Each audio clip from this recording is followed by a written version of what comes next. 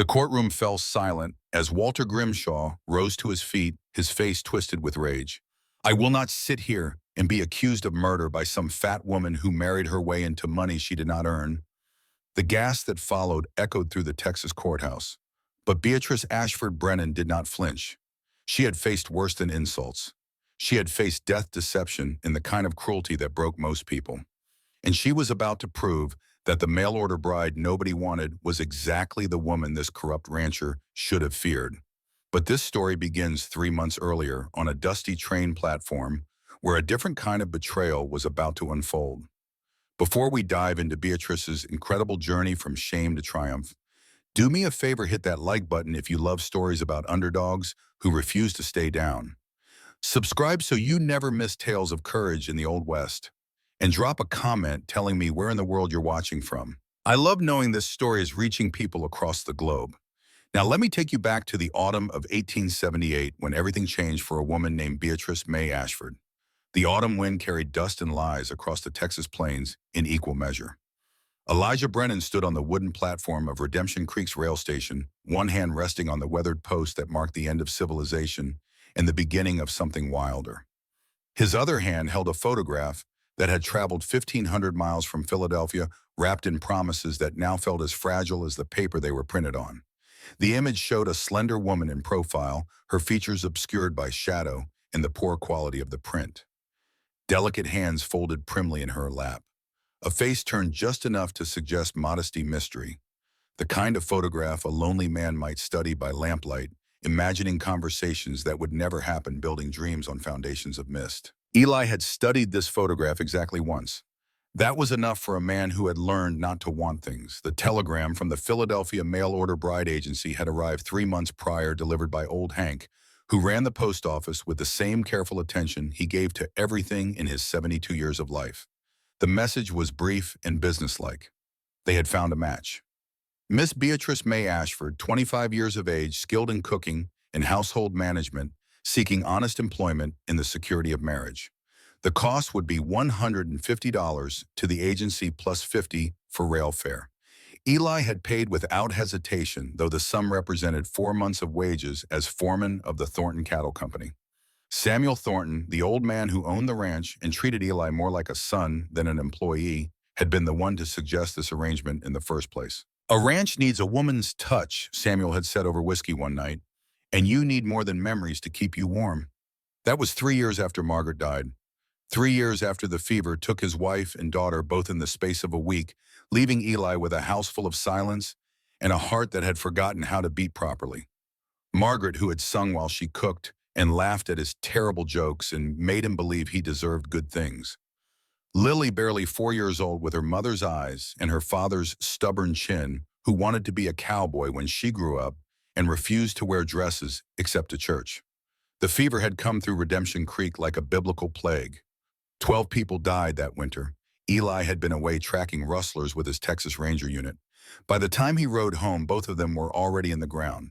He left the Rangers after that, turned in his badge, sold the house, and drifted for 2 years before Samuel Thornton found him half drunk in a saloon in Abilene and offered him a job.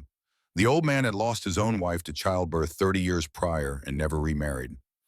He understood the particular loneliness of a man who had loved deeply and lost completely. You can't bring them back, Samuel had told Eli, but you can decide whether their death is the end of your story or just a chapter. So Eli had written to the agency, not because he believed in love anymore, but because he understood duty. A ranch needed a foreman's wife to manage the household, to cook for the hands, to bring some measure of civilization to the rough world of cattle and horse and endless sky. This would be a practical arrangement, a partnership, nothing more. He had made that very clear in his letter. He did not need beauty or youth or romantic affection. He needed honesty, hard work, and someone who understood that the heart he had given to Margaret was buried with her and would not be resurrected. The agency had agreed to his terms with an efficiency that should have raised suspicion. Now Eli stood on the platform with Pete Dalton fidgeting beside him like a kid waiting for Christmas. Pete was 23, red-haired and freckled, with the kind of endless optimism that came from never having lost anything that mattered. He had been the first hand Eli hired when he took over as foreman, and in 3 years had proven himself loyal to the point of foolishness. Boss, she's got to be pretty, Pete said, craning his neck to see down the tracks where the train was just appearing as a dark smudge against the horizon. I mean, they wouldn't send an ugly one all this way, right? Eli did not answer. He had learned that silence was often the wisest response to Pete's endless commentary on life. Maybe she's got blonde hair. I always thought you'd do well with a blonde. Not that Margaret wasn't beautiful. God rest her soul.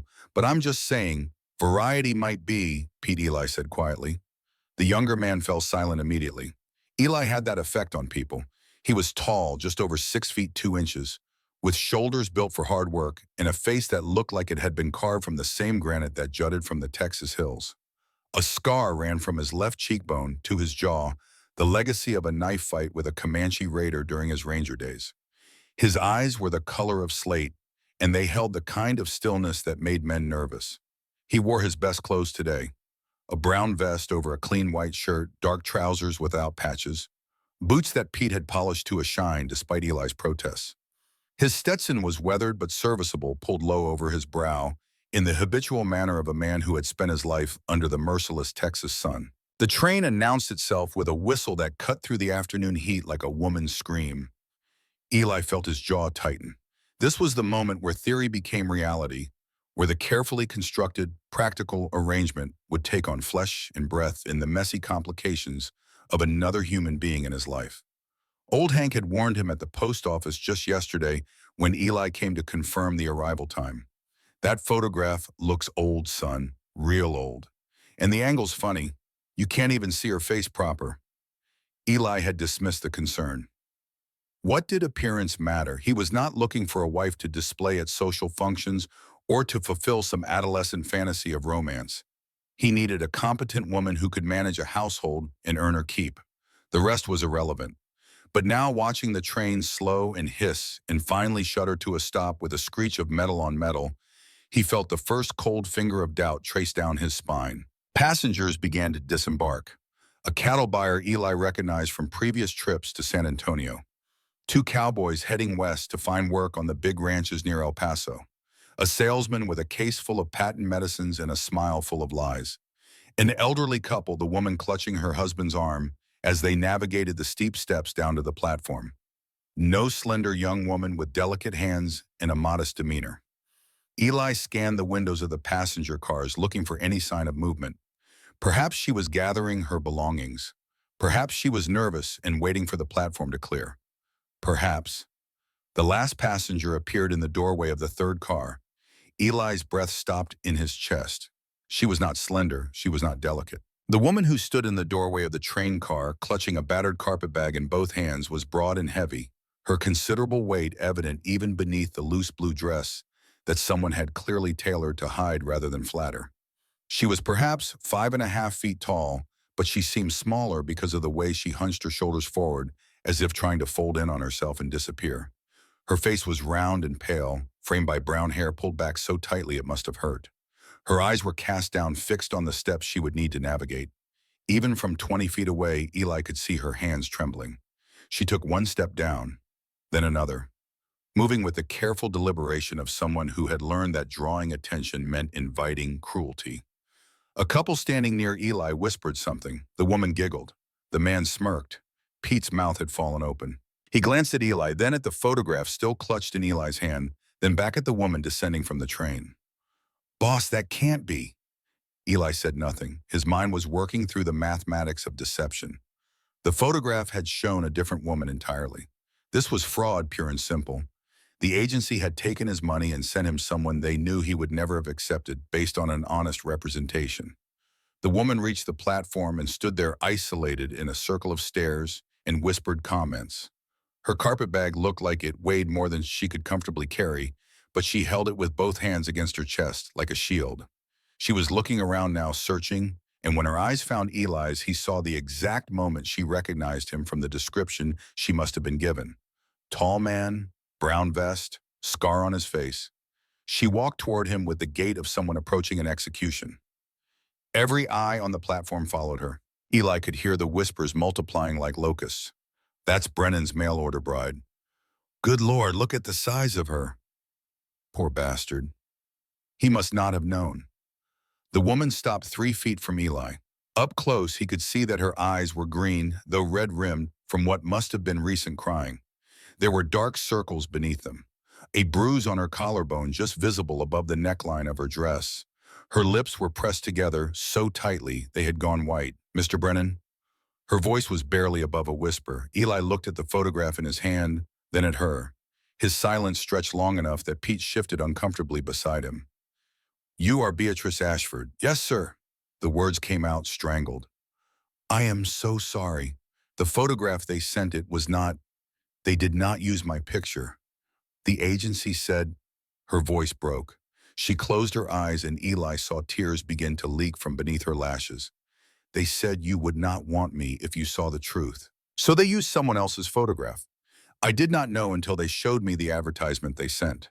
I tried to tell them it was wrong, that it was dishonest, but they said I had already signed the contract, and if I did not come, they would have my aunt arrested for fraud, and I would owe them $200 I do not have, and—" She was speaking faster now, the words tumbling out in a desperate rush, and Eli realized she thought he was going to send her back. Immediately, without even leaving the station. He should send her back. This was fraud of the most basic kind. He had contracted for one thing and been delivered another. Any judge would void the agreement. But even as his mind was forming the rational arguments for refusal, he was noticing other things. The way she flinched when a man walked past too close. The bruises on her wrist that matched the one on her collarbone. The fact that her dress, while clean, had been mended so many times it was more patch than original fabric. The desperate fear in her eyes that went deeper than simple nervousness about meeting a stranger. This was not a woman who had come to Texas seeking adventure or romance. This was a woman who had fled something worse.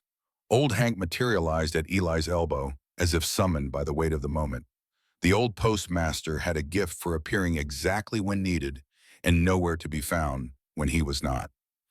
"Eli," Hank said quietly, his voice pitched low enough that only Eli and Pete could hear. "I know this ain't what you expected, but you're not the kind of man who leaves a person stranded. That ain't how the Rangers taught you." Eli felt something hot and bitter rise in his throat.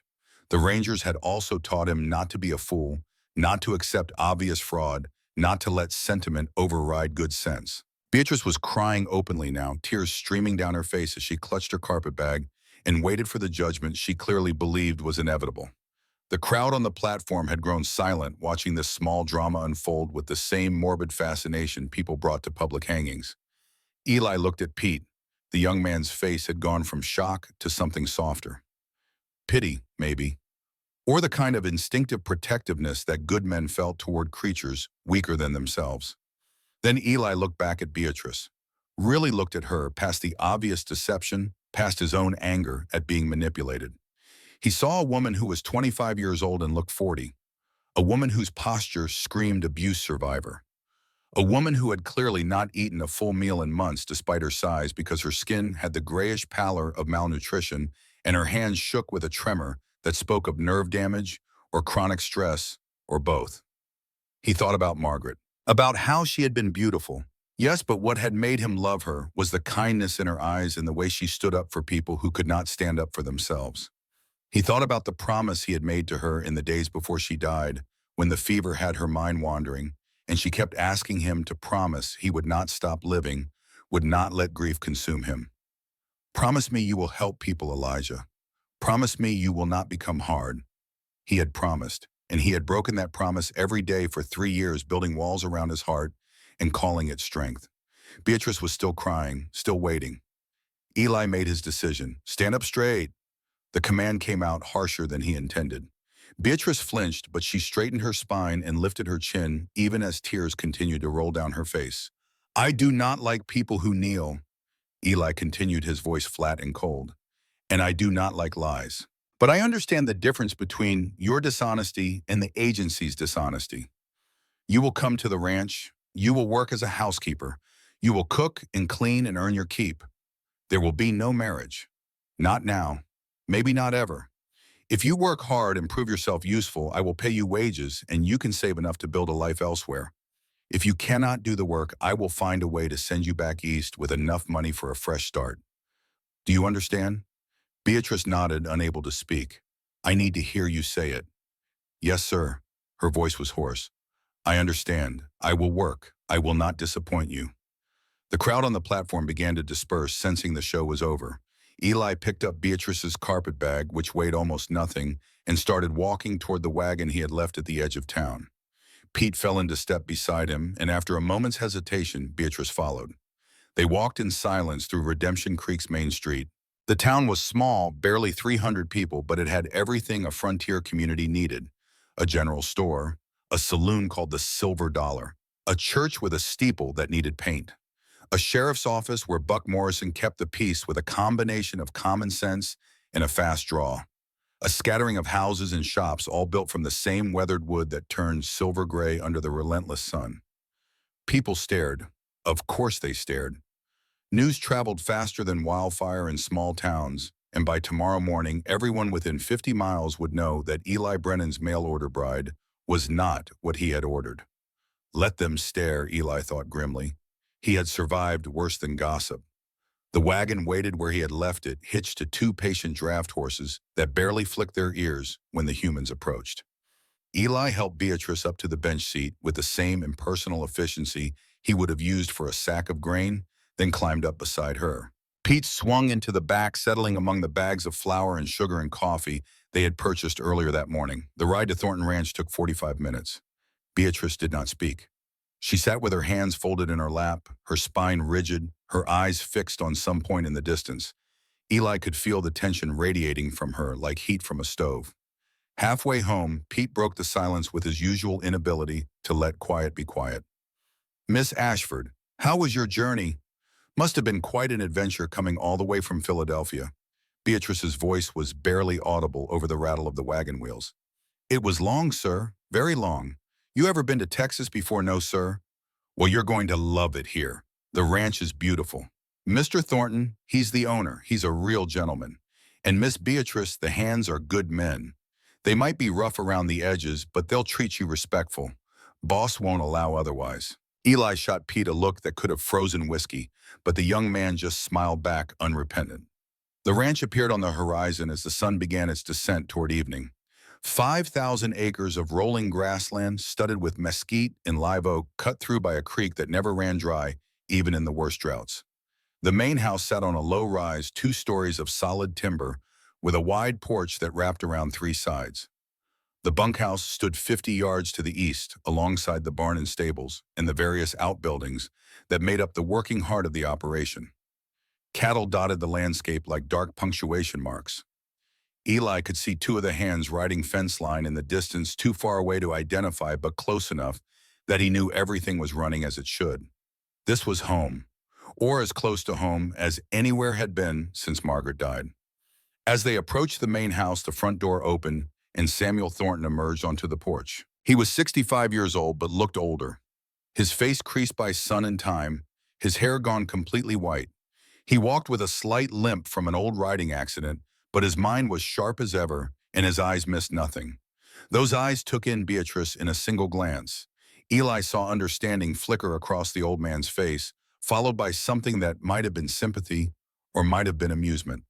With Samuel, it was often hard to tell. "Welcome," Mr. Thornton called out, and as Eli pulled the wagon to a stop, "You must be Miss Ashford. We have been expecting you." Eli helped Beatrice down from the wagon, noting again how she flinched at his touch, despite its impersonal nature. She stood on the hard-packed earth of the yard, looking small and lost despite her size.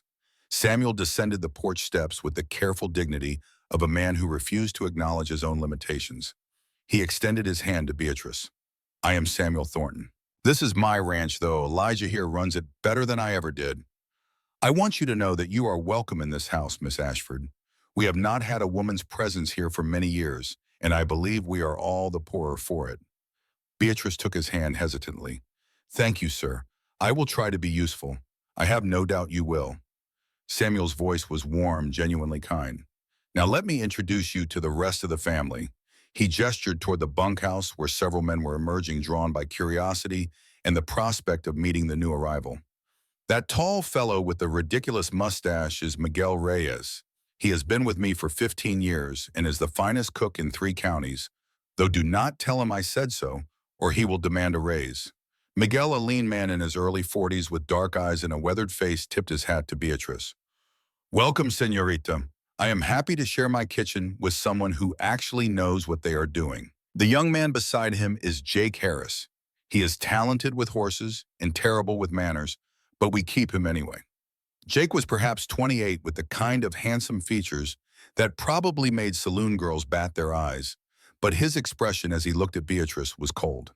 He did not tip his hat or offer a greeting, just stared for a long moment before turning back toward the bunkhouse. And this old codger is Sam Cooper, though we all call him Old Sam to distinguish him from Young Sam, who used to work here before he got married and moved to Colorado. Old Sam has been a cowboy longer than most of us have been alive, and his stories are at least 50% true, which is better than average. Old Sam was perhaps 55, though hard living made age difficult to judge. He had kind eyes and a gentle manner that Eli had always appreciated. He smiled at Beatrice. Pay them no mind, miss. They are all bark and very little bite. You will do fine here. Beatrice managed a small smile in return, the first Eli had seen from her. Samuel gestured toward the house. Now then, let me show you to your room. I am sure you are exhausted from your journey.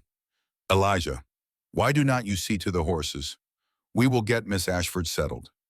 Eli nodded and led the wagon toward the barn, grateful for an excuse to escape the complicated wait of the afternoon. Pete jumped down to help with the unhitching, and for several minutes they worked in companionable silence. Finally, Pete could contain himself no longer. Boss, what are you going to do? Eli unbuckled a harness strap with more force than necessary. I'm going to give her a chance to prove herself. If she can work, she stays. If she cannot, we will figure something else out. But the marriage contract is void due to fraud. I will write to the agency and demand a return of my money, though I doubt I will see a cent of it. Pete was quiet for a moment, working on the other horse.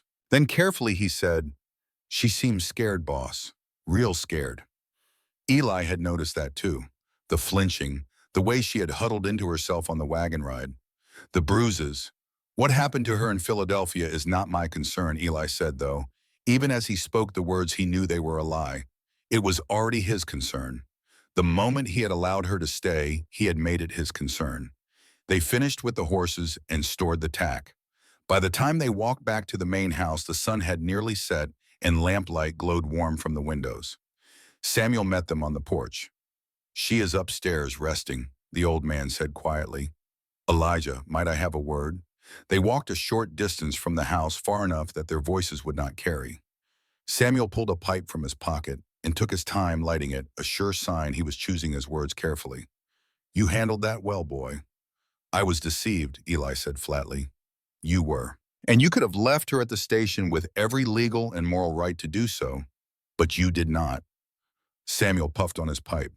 Do you want to know what I think? Eli did not, but he knew better than to say so. I think that girl has been through hell. Samuel continued. I saw the bruises. I saw the way she moved like she expected to be hit. I saw fear that deep before Elijah. I saw it in animals that had been beaten. And I saw it in your Margaret before you married her and gave her a safe place to heal. Eli felt his jaw tighten. This is nothing like Margaret. Is it not? Samuel's voice was gentle but firm. Your wife came from a father who raised his fists more than his voice. She married you because you offered her escape and safety, not because she loved you. Love came later till you had proven yourself worthy of it. That was different. Why? Because Margaret was beautiful and this girl is not. The bluntness of the question hit Eli like a slap. He started to protest, but Samuel held up a hand. I am an old man, and I have earned the right to speak plainly. You are angry because you feel you were cheated out of something you deserved. But ask yourself this, what did you deserve, Elijah? You wrote to that agency asking for a woman who could cook and clean and manage a household. You specifically said you did not care about beauty or youth or affection. You wanted a business arrangement. Well, you got one. The only difference is that the woman they sent is not pleasing to your eye, and that has wounded your pride. Eli felt heat rising in his face. You think I am that shallow? I think you are human, and I think you are scared. Samuel's voice softened. You have spent 3 years building walls around your heart, telling yourself you will never love again, never let anyone close enough to hurt you. And now here comes a woman who needs you, who is vulnerable and damaged and completely dependent on your mercy. That terrifies you because somewhere deep down you know you are going to care about what happens to her. You are going to want to protect her. And protection can turn into affection, and affection can turn into something more, and then you will be vulnerable again. Eli wanted to argue, wanted to deny every word, but Samuel had always been able to see through him with uncomfortable accuracy. I cannot love her, Eli said quietly. I will not. I am not asking you to. I am asking you to be fair. Give her a chance to prove herself. Treat her with the same decency you would show to any person in need. And if something more develops, well, that will be between you and God and your own conscience. Samuel clapped him on the shoulder and walked back toward the house, leaving Eli alone with the darkening sky and the weight of choices he was not ready to make. Inside, Beatrice Ashford sat on the edge of a narrow bed in a small room under the eaves, staring at her hands and trying not to cry again. She had cried so much in the past month that she thought she must have run dry, but apparently tears were an infinite resource when you had ruined your life as thoroughly as she had. The room was simple but clean. A bed with a quilted coverlet, a small dresser, a washstand with a pitcher and basin, a window that looked out over the ranch yard toward the distant hills. It was the nicest room she had occupied in 5 years, since before her mother died and left her to the mercy of Aunt Constance. Constance, who had resented every bite of food Beatrice ate and every inch of space she occupied. Who had made it clear that Beatrice's only value was as unpaid labor, and even that was questionable given how clumsy and stupid and worthless she was. Who had finally found a way to be rid of her burden when a man came through Philadelphia advertising a mail-order bride agency that promised to find suitable matches for young women seeking new opportunities in the West. Constance had signed the contract without asking Beatrice's opinion, had packed her niece's few belongings and put her on the train with instructions not to come back. The agency had taken one look at Beatrice and known immediately that no man would choose her if he saw the truth. So they had used another woman's photograph, a girl who worked in their office, pretty and slender, and everything Beatrice was not. They had promised Beatrice that once she arrived in Texas, once the man had met her and seen how hard she could work and how useful she could be, he would accept the substitution. They had promised that appearance did not matter as much as character in the West, where life was hard and men valued practical skills over pretty faces. They had lied. Beatrice had seen the look on Elijah Brennan's face when she stepped off that train. Shock, anger, disgust. She had seen all of it in the frozen moment before he shuttered his expression behind the same stone facade he wore now. He had kept her out of pity, nothing more. And pity was a burden Beatrice knew well. She had survived on pity since her mother died, and she knew exactly how much it was worth. Pity kept you fed but never full. It gave you shelter but never home. It allowed you to exist but never to live. But pity was better than nothing. Pity was better than Aunt Constance's fists and sharp tongue. Pity was better than Philadelphia and the life she had escaped. So Beatrice would work harder than anyone had ever worked. She would prove herself indispensable. She would make Elijah Brennan grateful he had shown her mercy, even if he could never be anything more than grateful. She would survive. That was what she did. That was all she knew how to do. A soft knock on the door startled her from her thoughts. "Come in," she called, her voice still hoarse from crying. The door opened to reveal Samuel Thornton carrying a tray with a bowl of stew, fresh bread, and a cup of coffee. "I thought you might be hungry," he said gently. "Miguel made his special beef stew tonight. It is not fancy, but it will stick to your ribs." Beatrice stood quickly, automatically, the way she had learned to stand when adults entered a room. "Thank you, sir. You did not need to bring it yourself. I could have come down." "Nonsense. You have had a long day. Sit, eat." Samuel set the tray on the dresser. "Tomorrow morning you can join us for breakfast at 5 o'clock. The hands eat early because the work starts early. After that, Elijah will discuss your duties with you." He turned to leave, then paused. "Miss Ashford, I want you to know something. This house has been missing a woman's touch for a very long time. My wife died 30 years ago, and Elijah's wife 3 years past. We are a household of men who have forgotten many things about civilized living. I believe you can help us remember.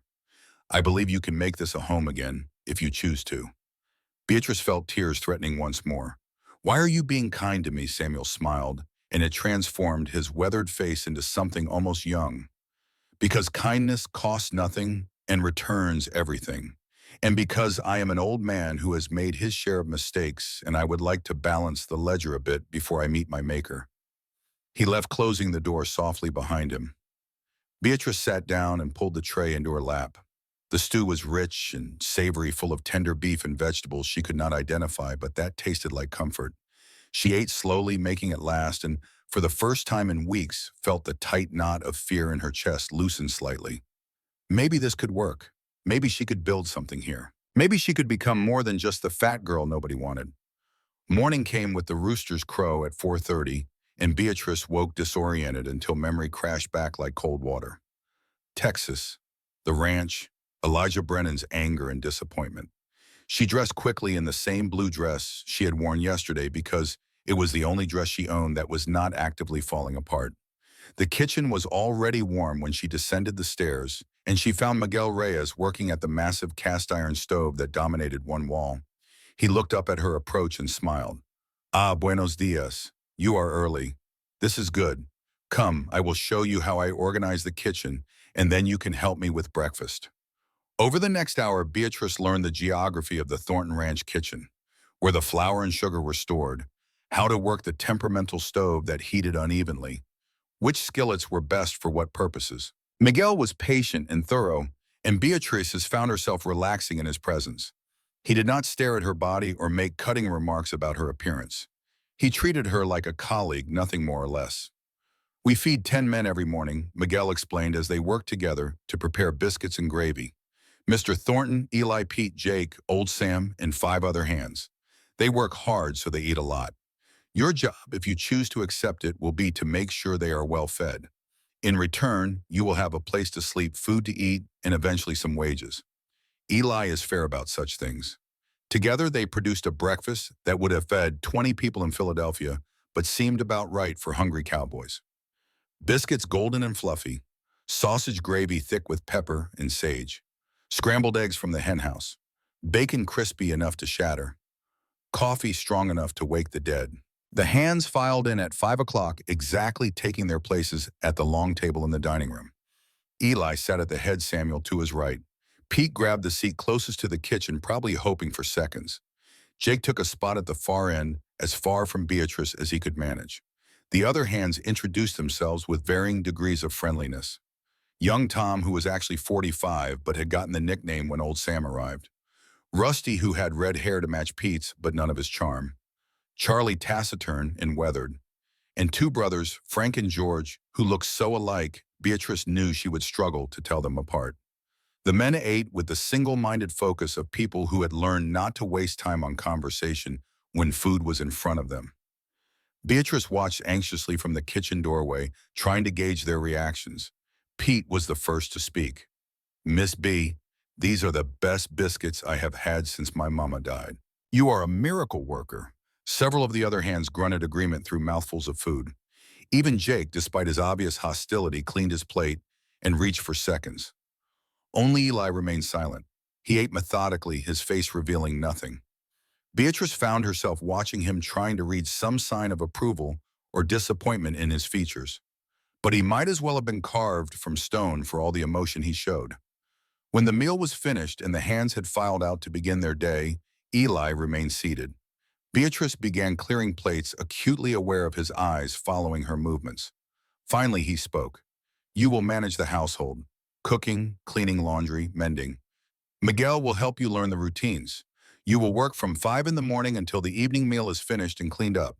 Sundays, you will have the afternoon free after the noon meal. Any questions? Beatrice shook her head, not trusting her voice. Good.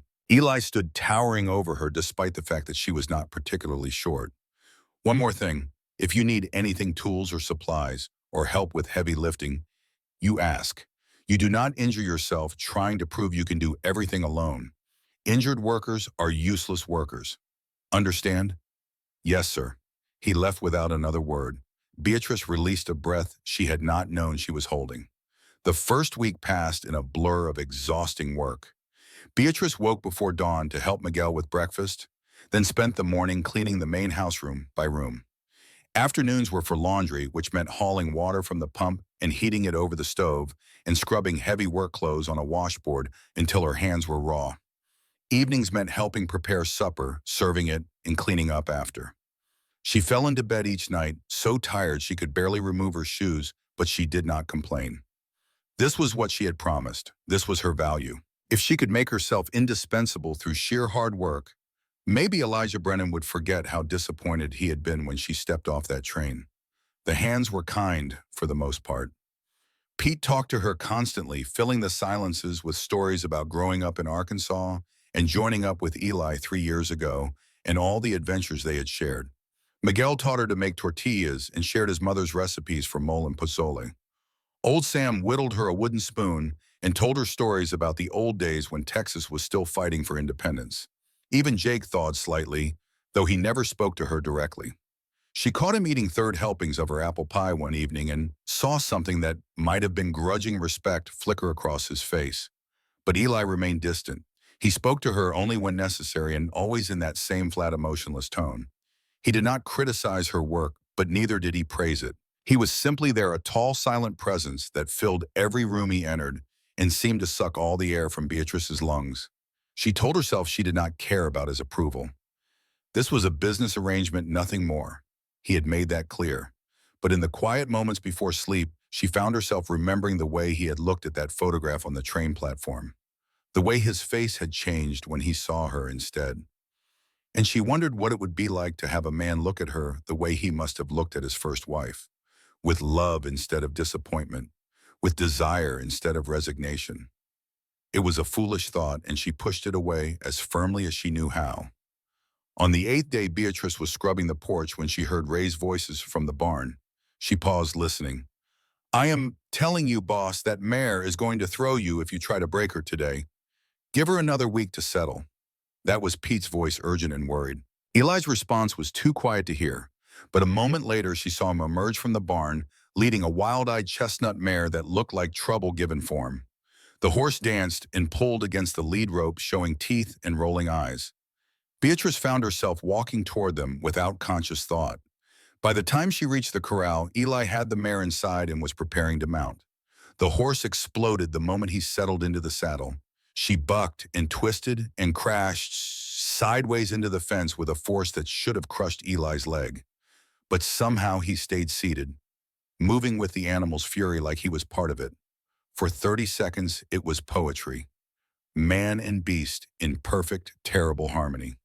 Then the mare changed tactics. She reared up on her hind legs, nearly vertical, and Beatrice saw Eli begin to slide backward. If he fell, the horse would come down on top of him, half a ton of panicked muscle and bone, crushing his skull against the hard-packed earth. Without thinking, Beatrice grabbed a bucket of grain from beside the fence and hurled it at the mare's head. The grain exploded in a cloud of oats and dust. The mare came down on all 4 feet, startled. Eli used the moment to dismount, cleanly landing in a crouch 10 feet from the still trembling horse. Pete was already climbing into the corral, putting himself between Eli and the mare. The other hands appeared from various corners of the ranch, drawn by the commotion. Eli walked out of the corral and stopped in front of Beatrice. His face was flushed from exertion, his hair knocked loose from its usual neat arrangement. There was dust all down his front and a new tear in his shirt. He looked at the empty bucket in her hands, then at the mare, who was now calmly eating scattered oats from the ground. Then back at Beatrice. "That was foolish," he said quietly. Beatrice's chin came up. "So was trying to ride a green mare without proper groundwork." For a long moment they stood there, locked in a staring contest that felt like it encompassed far more than just the immediate incident.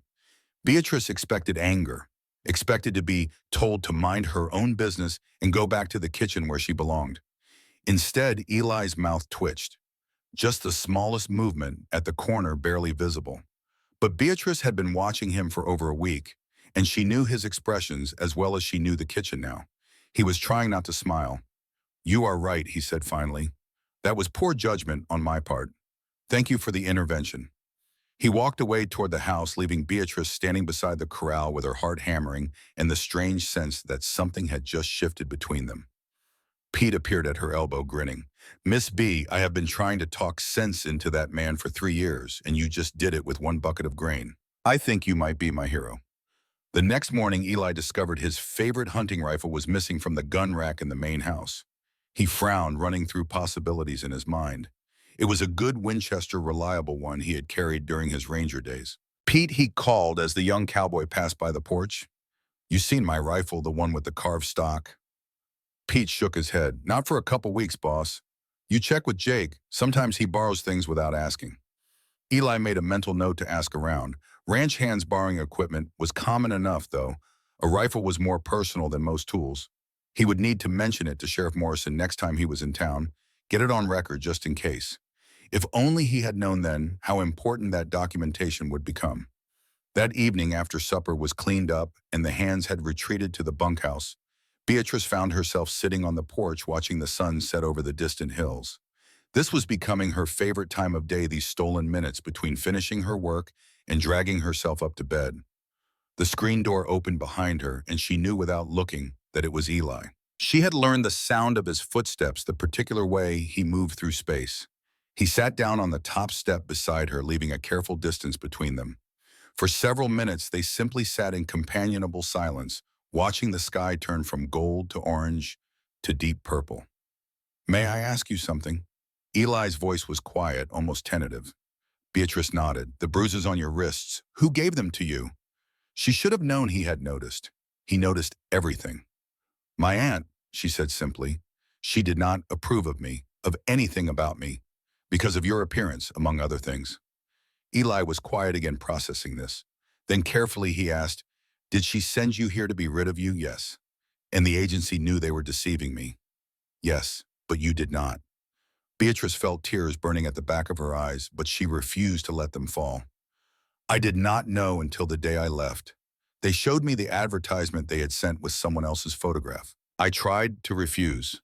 I told them it was dishonest, but they said my aunt had already signed the contract, and if I did not go through with it, they would have her arrested for fraud, and I would owe them money I could never repay.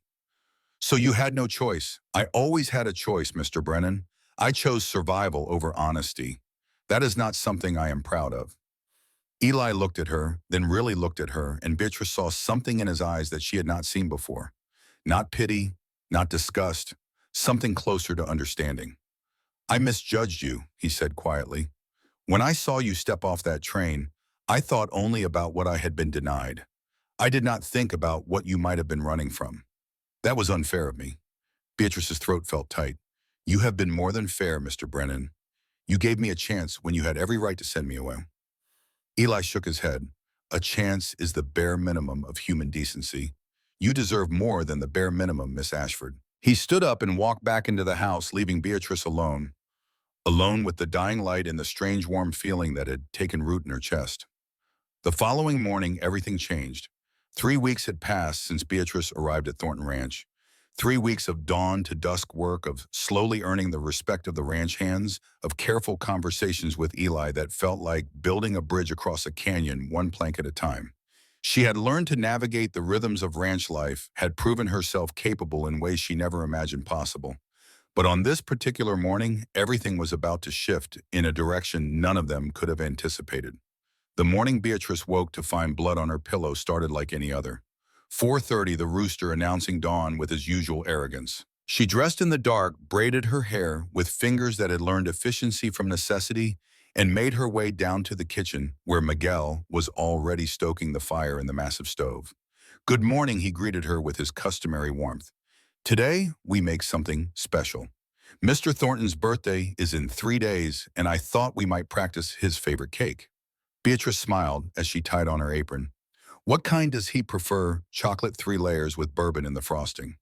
Miguel grinned. He pretends not to have a sweet tooth, but I have seen him eat half a cake when he thinks no one is watching. They worked together in the easy rhythm they had developed over the past 3 weeks. Beatrice had learned that Miguel was more than just the ranch cook. He had come to Texas from Guadalajara 20 years ago, following a woman who had promised to wait for him, but married a banker instead. He had drifted for years before Samuel Thornton found him drunk in a San Antonio jail and offered him a job and a second chance. We are all refugees here, Miguel had told her once. This ranch, it is a place for people who need to start over. Mr. Thornton, he understands that some people deserve more than one chance at life. Beatrice understood that in her bones. She was living proof of second chances, though she still woke some mornings convinced this would be the day Eli changed his mind and sent her back east. But 3 weeks had passed, and he had not. If anything, he had become fractionally less distant. He still did not speak to her beyond what was necessary, but she had caught him watching her sometimes with an expression she could not quite decipher. And there had been that moment after the incident with the horse when he had almost smiled and thanked her for her intervention. Small things, tiny things.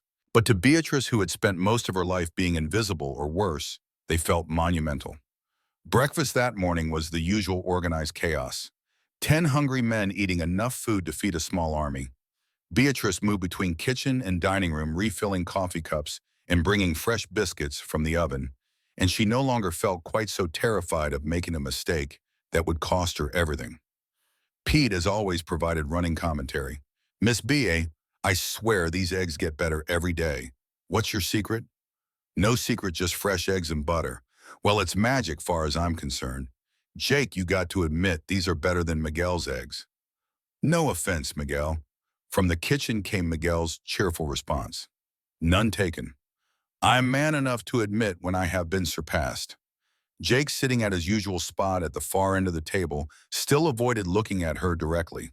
But he cleaned his plate and took seconds of the gravy without complaint. Small progress, perhaps, but progress nonetheless. Eli ate in his customary silence, but when Beatrice refilled his coffee cup, he met her eyes and said, Thank you, Miss Ashford. The first time he had ever thanked her for anything. She carried that small gift with her through the morning as she tackled the week's laundry. It was brutal work hauling water and heating it and scrubbing heavy canvas work pants and cotton shirts until her shoulders ached and her hands were raw. But she had developed calluses now and muscles she had not known she possessed. Her body was changing, adapting to the demands placed upon it. She was hanging shirts on the line when she heard the sound of horses approaching at speed. Not the usual leisurely pace of ranch work, but urgent hoofbeats that suggested trouble. Beatrice shaded her eyes and saw Eli and Pete riding hard toward the house, and even from a distance, she could see that something was wrong. Pete was slumped in his saddle, and there was dark staining on his shirt that could only be blood. She dropped the wet shirt she was holding and ran. By the time she reached the yard, Eli had dismounted and was helping Pete down from his horse. The younger man's face was gray with pain, and the entire left side of his shirt was soaked red. What happened? Samuel appeared from the barn, moving faster than Beatrice had ever seen him move. Rustlers, Eli said tersely. 5 of them trying to run off part of the herd near the north fence line. Pete took a bullet before we could drive them off. How bad? Samuel was already examining the wound with practiced hands. Went clean through, I think. Just below the collarbone. But he's lost a lot of blood. Get him inside. Beatrice heard herself speak with a calmness that did not match the panic rising in her chest. I will need hot water, clean cloth, whiskey, and needle and thread. The men looked at her in surprise. I helped my mother nurse during the fever outbreak in Philadelphia, she explained quickly. I know how to clean and stitch wounds. Unless you have a doctor nearby. Nearest doctor is in San Antonio. 2 days' ride, Eli said. Can you do this? Beatrice met his eyes. I can try. They carried Pete into the house and laid him on the long dining table. Beatrice sent Miguel running for supplies while she carefully cut away Pete's shirt. The wound was ugly, a ragged hole punched through the meat of his shoulder, but Eli had been right that the bullet had passed through. No lead left inside to fester and poison. Pete was conscious, but fading, his skin clammy with shock. He tried to smile up at Beatrice. Guess I'm not invincible after all, Miss B. Hush now and save your strength. She took the whiskey bottle Miguel brought and poured a generous measure into a cup. Drink this, all of it. Pete obeyed, choking down the harsh liquor. Beatrice waited for it to take effect, watching his eyes glaze slightly as the alcohol hit his empty stomach. Then she poured whiskey directly into the wound. Pete screamed, his body arching off the table. It took Eli and old Sam both to hold him down while Beatrice worked cleaning the wound with ruthless efficiency. She had seen her mother do this 100 times during the fever outbreak, tending to people who had no money for doctors and no choice but to trust the kindness of neighbors. The needle was already threaded when she picked it up. Her hands were steady despite the way her heart was hammering. She had stitched torn clothing countless times. Flesh was not so different, she told herself. Just another kind of fabric that needed mending. Pete had passed out by the 3rd stitch, which was probably a mercy. Beatrice worked quickly, pulling the ragged edges of skin together with small, neat stitches that would minimize scarring. Around her, the men stood in tense silence watching this woman they had known for less than a month perform surgery on their friend with the competence of someone who had done it before. When she finished, she bandaged the wound with clean cloth and stepped back, wiping sweat from her forehead with the back of her wrist. "He will need to rest for at least a week," she said quietly. "Change the bandages twice a day, keep the wound clean. Watch for signs of infection. Fever, red streaking from the wound, foul smell. If you see any of those, send for the doctor, no matter the distance." Eli was staring at her with an expression she could not read. "You said you helped your mother nurse." "I did. We lost 60 people to the fever in our neighborhood. Mother was one of them in the end, but we saved more than we lost." Samuel reached out and gently took her hand, heedless of the blood staining her fingers. "Miss Ashford, you may have just saved that boy's life. I do not know how to thank you." Beatrice felt something break open inside her chest. "No thanks necessary, Mr. Thornton. He is family. This is what family does." The words hung in the air between them, and she saw recognition flicker across the old man's face. "Yes," he said softly. "Yes, it is." They carried Pete up to a room on the second floor, and Beatrice sat with him through the night, changing cold compresses on his forehead and monitoring his breathing. Eli appeared around midnight with coffee and a plate of food she had not realized she was hungry for. "You should rest," he said, settling into the chair opposite hers. "I can watch him for a while. I am fine." Beatrice took the coffee gratefully. "Besides, I would not be able to sleep." Eli was quiet for a moment, his eyes on Pete's too pale face.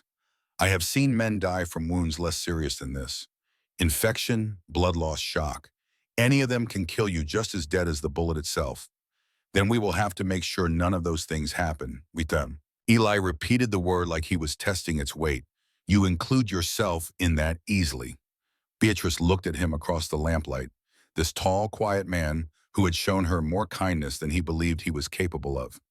"I have been here over a month now, Mr. Brennan. I eat at this table, sleep under this roof, work alongside these men. If that does not make me part of this family, then I do not know what would." Eli's expression softened in a way she had never seen before. "You are right. You are family, Miss Ashford. I apologize for not saying so sooner." He stood and walked to the window, looking out over the dark ranch. "The rustlers," he said abruptly. "Did you get a good look at them?" Eli shook his head. "They scattered when we returned fire, but I recognized one of the horses, a gray mare with a distinctive blaze. I have seen her before in town, tied outside the Silver Dollar Saloon." "Whose horse?" Eli's jaw tightened. "Man named Silas Maddox. Used to be a Texas Ranger before they threw him out for taking bribes. Now he does odd jobs for whoever will pay him, and most of those jobs are on the wrong side of legal. You think he was hired to steal your cattle?" "Our cattle. And yes, I think someone paid him to make trouble. The question is who and why." Before Beatrice could respond, Pete stirred and moaned. She was beside him instantly, checking his pulse and the heat of his skin. Still cool, still steady. He was fighting his way through the dangerous first hours. When she looked back, Eli had moved closer, watching her tend to Pete with an intensity that made her skin prickle with awareness. "Where did you really learn to do this?" he asked quietly. "The truth this time." Beatrice hesitated, then decided he deserved honesty. "My mother was a nurse before she married my father. She taught me everything she knew because she said women needed skills to survive in a world that was not kind to them. When the fever came and the doctors could not keep up with the dying, we went door to door helping whoever we could. I was 18 years old and I saw things no one should see, but I also learned that I was capable of more than I believed. And your mother died in my arms after 5 days of fever. I tried everything I knew, but it was not enough." Eli was silent for a long moment. "I am sorry for your loss." "Thank you." Beatrice smoothed the blanket over Pete with careful hands. "I am sorry for yours as well. Mr. Thornton told me about your wife and daughter." She felt rather than saw Eli stiffen. "Did he?" "He thought I should know." She paused, choosing her words carefully. "I understand grief, Mr. Brennan. I understand the weight of losing someone you cannot imagine living without. It changes you, makes you afraid to care about anyone again, because caring means risking that kind of pain a second time." Eli's voice when he spoke was rough. "You sound like you have experience with that fear." "I do. After my mother died, I told myself I would never love anyone again. Love had brought her nothing but pain, a husband who drank, and a sister who resented her, and a daughter who was too fat and clumsy to be worth the trouble. I decided I would be alone, and that would be safer. And now Beatrice looked at him, this man who had every reason to send her away, but had chosen mercy instead. Now I think maybe being alone is not the same as being safe. Maybe the real danger is in never taking the risk at all. The words hung between them, heavy with meaning, neither of them was quite ready to acknowledge. Then Pete moaned again, and the moment shattered. Over the next 3 days, Pete slowly improved. The wound showed no signs of infection, and color began returning to his face. He was conscious more often, complaining about being confined to bed, which Beatrice took as a good sign. The ranch continued its rhythms around his recovery. Cattle needed tending, fences needed mending, horses needed training. But something had shifted in the way the men interacted with Beatrice. She was no longer the mail-order bride who had come under false pretenses. She was the woman who had saved Pete's life, and that bought her a kind of respect that no amount of good cooking could have earned. Even Jake spoke to her now, awkward and gruff, but genuine.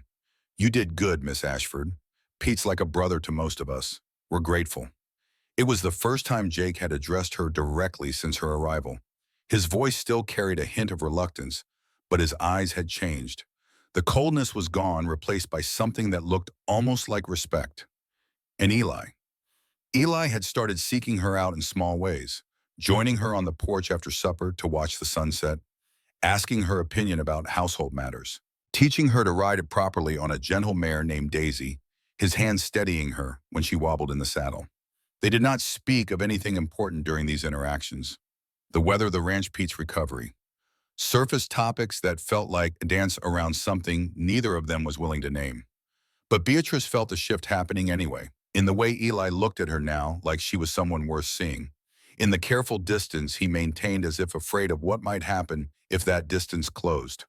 In the moments when their hands accidentally touched and he did not immediately pull away.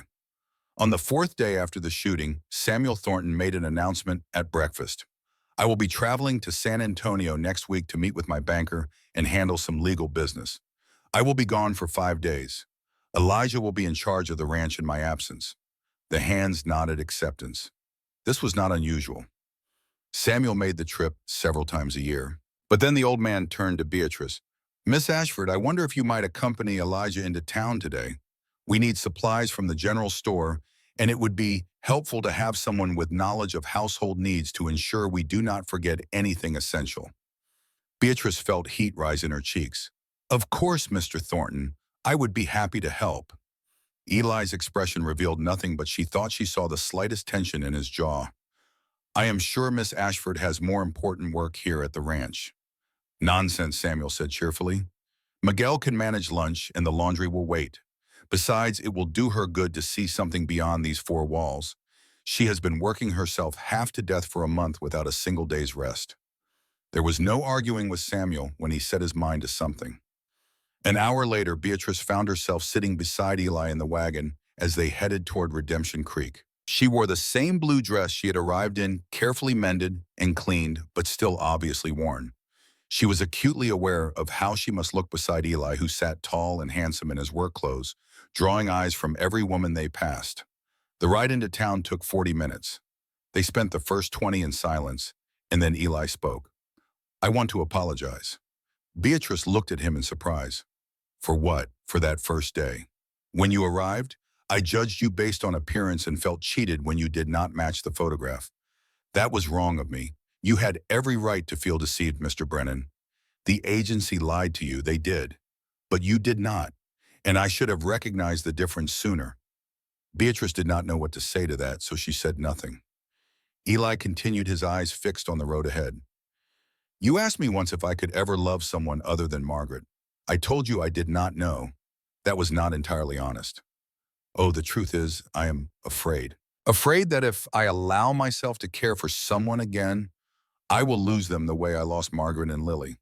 Afraid that I am not capable of protecting the people I love. Afraid that I will fail again." Beatrice felt her throat tighten. "You did not fail them, Mr. Brennan. You were not there because you were doing your duty. That is not failure. Tell that to the part of me that hears them calling my name in my dreams and wakes up reaching for people who are not there. The raw honesty of it took her breath away. She reached out without thinking and placed her hand over his on the reins. He did not pull away. I understand, she said softly. I understand that fear more than you know. They rode the rest of the way in silence, but this time it felt different, like something fragile but real had been built in the space between them. Redemption Creek appeared on the horizon, and Beatrice felt her stomach clench with anxiety. The last time she had been here, people had stared and whispered and made her feel like a circus attraction. She had no reason to believe this visit would be any different. But Eli must have sensed her tension because he said quietly, "If anyone says anything cruel, you tell me. I will handle it. I can handle my own battles, Mr. Brennan. I know you can, but you should not have to." The general store was crowded when they entered. Mrs. Hawkins stood behind the counter, a sharp-faced woman in her 50s who had made gossip into an art form. Her eyes widened when she saw Beatrice, and Beatrice braced herself for whatever cutting remark was coming. But before Mrs. Hawkins could speak, Eli stepped forward. "Mrs. Hawkins, you remember Miss Ashford. She will be selecting our household supplies today. Please assist her with anything she needs and put it on the Thornton account." The older woman's mouth opened and closed like a fish. "Of course, Mr. Brennan. Happy to help." As Eli moved off to examine tools and hardware, Beatrice began selecting flour sugar coffee and other necessities. She was aware of the other women in the store watching her, whispering behind their hands. Then one of them, a younger woman Beatrice did not recognize, spoke loud enough to be heard. "Shame about Eli Brennan, marrying a woman like that just because he needed a housekeeper. Must close his eyes at night," her companion giggled. "If he even bothers. I heard they do not share a room. It is a marriage in name only." Beatrice felt the old familiar heat of shame crawl up her neck. She had heard worse, much worse throughout her life. She should be used to this by now. But something in her had changed over the past month. Something Pete's shooting had crystallized. She had saved a man's life with her own hands. She had proven her worth in ways that mattered. She would not let these small, cruel people make her feel lesser. She turned to face the women directly. "You are correct," she said clearly. "Mr. Brennan and I do not share a room. We are not married in the traditional sense. But I am proud to be associated with him, and I work every day to earn my place on that ranch. Can you say the same about your own lives, that you earn what you have through your own efforts?" The women gaped at her, scandalized. "Mrs. Hawkins." Beatrice continued, turning back to the counter. "I will also need 3 yards of blue calico needles, thread, and buttons. I am making new shirts for the ranch hands, and they deserve clothing that fits properly." "Of course, Miss Ashford." Mrs. Hawkins's tone had changed, become more respectful. "Right away." As Beatrice waited for her supplies to be gathered, she felt a presence at her elbow. Eli stood there, having witnessed the entire exchange. His eyes held something that might have been admiration. "Well said," he murmured low enough that only she could hear. They completed their shopping and were loading supplies into the wagon when a man's voice called out across the street. "Brennan Elijah." Brennan Eli turned, his body language immediately shifting into something more alert, more dangerous. Beatrice followed his gaze and saw a man approaching from the direction of the Silver Dollar Saloon. He was perhaps 40, handsome in a sharp-edged way, with 2 pistols worn low on his hips in the manner of a gunfighter. His clothes were expensive, but dusty, and he moved with the easy confidence of someone who had never been afraid of anything in his life. "Silas Maddox," Eli said quietly, and Beatrice heard the edge in his voice. Silas stopped a few feet away, his eyes moving from Eli to Beatrice and back again. "Heard you got yourself a wife, Brennan. Wanted to offer my congratulations." "Much obliged." Though I got to say, Silas continued, his smile not reaching his eyes, "the rumors do not do her justice. I expected someone even more unfortunate looking, given what people have been saying." Beatrice felt Eli tense beside her. "But I can see why you had to settle," Silas went on. "Man like you past your prime living on another man's ranch. Not exactly a catch anymore, are you? Probably grateful to get anyone at all." Eli's hand moved toward his gun, but Beatrice spoke first. "Mr. Maddox, is it?" She kept her voice pleasant, conversational. "I do not believe we have been introduced. I am Beatrice Ashford Brennan, and I would appreciate it if you did not speak about my husband in such a disrespectful manner." Silas's eyes narrowed. "Husband. I heard this was just a business arrangement. You heard incorrectly. Now, if you will excuse us, we have supplies to load and a ranch to return to. She turned back to the wagon, dismissing him completely. It was a calculated risk, and for a moment she thought Silas might push the confrontation further. But then Eli spoke, his voice colder than she had ever heard it. Silas, I have been hearing interesting things about you too, like how you have been hiring yourself out to do dirty work for whoever will pay. Rustling, maybe? Other things? Silas's smile turned sharp as broken glass. You accusing me of something, Brennan, just stating what I know. And I know that gray mare of yours was spotted near my north pasture the day my man got shot. Interesting coincidence. Coincidences happen. They do. But if I see that mare anywhere near Thorntonland again, I will not wait for the sheriff to sort things out. I will handle it myself. We clear. The two men stared at each other, and Beatrice could feel the violence simmering just beneath the surface. Then Silas laughed, breaking the tension. Crystal clear, Brennan. You take care now, and congratulations again on your marriage. I am sure you will be very happy together. He walked away, but Beatrice could feel his eyes on them as Eli helped her into the wagon. They left town in silence, and it was not until they were well clear of the last buildings that Eli spoke. I am sorry you had to witness that. I am not. Beatrice kept her eyes on the road ahead. Now I know who we are dealing with. She looked at him. Yes, we. You said I was family, Mr. Brennan. That means your enemies are my enemies, too. Something in Eli's expression shifted. He pulled the wagon to a stop and turned to face her fully. Miss Ashford, Beatrice, there is something I need to tell you. She waited, her heart suddenly pounding. When you stood up to those women in the store, when you defended me to Silas, that took courage I did not know you had, and it made me realize something. That I have been lying to myself about what this is, what we are. Beatrice could barely breathe. What do you mean? Eli reached out and took her hand, his calloused fingers rough against her skin. I told myself this was just a practical arrangement, that I was giving you employment and shelter, nothing more. But that was never true. From the moment you saved Pete, maybe even before that, you became more than just an employee. You became someone I care about. Mr. Brennan, Eli, my name is Eli, and I need you to understand something. I'm not good at this. At feelings. At letting people close. Margaret's death broke something in me, and I do not know if it can be fixed. But when I am around you, I feel like maybe it does not need to be fixed. Maybe it just needs to be accepted. Beatrice felt tears building behind her eyes. I do not understand what you are asking. I am asking if you would be willing to make this real. Not just a marriage on paper, but a real partnership. I cannot promise I will be easy to live with. I cannot promise I will always say the right things or show my feelings the way I should. But I can promise that I will protect you, respect you, and try to be worthy of the faith you have shown by staying.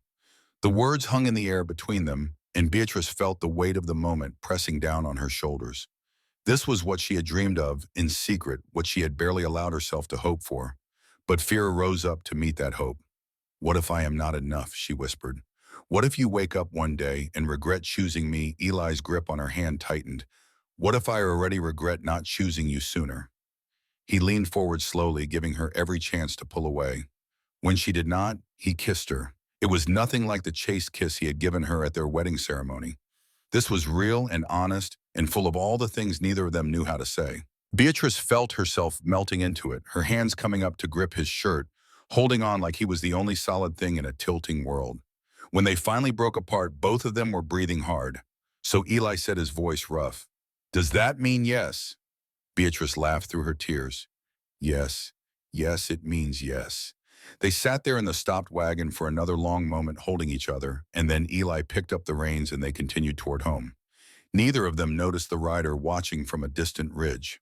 Silas Maddox sat on his gray mare, a spyglass to his eye, and watched Eli Brennan kiss his fat wife with what looked like genuine feeling. Interesting, Silas murmured to himself. Very interesting. He lowered the spyglass and turned his horse back toward town. Walter Grimshaw would want to know about this. The plan had been to prove the marriage was a sham, to use that proof to invalidate the contract and force Brennan to pay penalties he could not afford. But if the marriage was becoming real, they would need a different approach. Fortunately, Silas had never been limited to just one approach. He rode back to Redemption Creek thinking about weaknesses and how to exploit them. Elijah Brennan had just revealed his greatest vulnerability. He cared about the fat girl, which meant the fat girl could be used to destroy him. Silas smiled. This job was going to be more fun than he had anticipated. Back at the ranch, Pete was sitting up in bed when Beatrice and Eli returned. His color was good, and he greeted them with his usual irrepressible cheer. "Did you bring me anything from town?" Miss B. Peppermint Sticks, a new dime novel. The undying gratitude of a wounded man. Beatrice laughed and produced a bag of lemon drops from her pocket. "Will these suffice?" Pete's face lit up like a child's. "You are a saint among women, Miss B.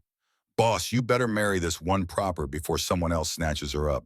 "Already done," Eli said quietly, and both Beatrice and Pete looked at him in surprise. "What?" "We are making it real. The marriage. All of it." Eli looked at Beatrice as he spoke. "If she will have me." Pete let out a whoop that probably hurt his shoulder, but he did not seem to care. "Finally, I have been waiting for you to wise up, boss. This is the best news I have heard since the doctor said I would live." That evening after supper, Eli and Beatrice walked out to the ridge overlooking the ranch. The sun was setting in a blaze of orange and gold, painting the sky in colors that seemed too vivid to be real. "I want to show you something," Eli said. He led her to an old oak tree, gnarled and massive, its branches spreading wide enough to shade half an acre. "This is where I proposed to Margaret. 15 years ago. It seemed like the right place to make important promises." Beatrice felt her chest tighten. "Eli, I am not trying to replace her," he said quickly. "I could never replace her, and I would never try. But I think she would have liked you. She would have respected what you did for Pete. She would have admired your courage." He reached into his pocket and pulled out a simple silver ring. It was not fancy, just a plain band worn smooth with age. "This was my mother's. She gave it to me before she died, told me to give it to someone worthy. Margaret never wore it because I gave her my grandmother's ring instead. But I want you to have it if you will accept it." Beatrice looked at the ring, then at Eli's face, and saw there the same vulnerability she felt in her own heart. "I accept," she whispered. Eli slid the ring onto her finger. It fit perfectly, as if it had been waiting all these years for her hand specifically. "Then I have a question for you, Beatrice. Will you marry me not because of a contract or an obligation, but because you choose to? Because you want to build a life with me, broken pieces and all?" Beatrice thought about everything that had brought her to this moment. The abuse, the deception, the fear, but also the hope, the healing, the surprising discovery that she was stronger than she had ever imagined. "Yes," she said, 1,000 times yes. Eli kissed her again under the oak tree as the sun set and the first stars appeared.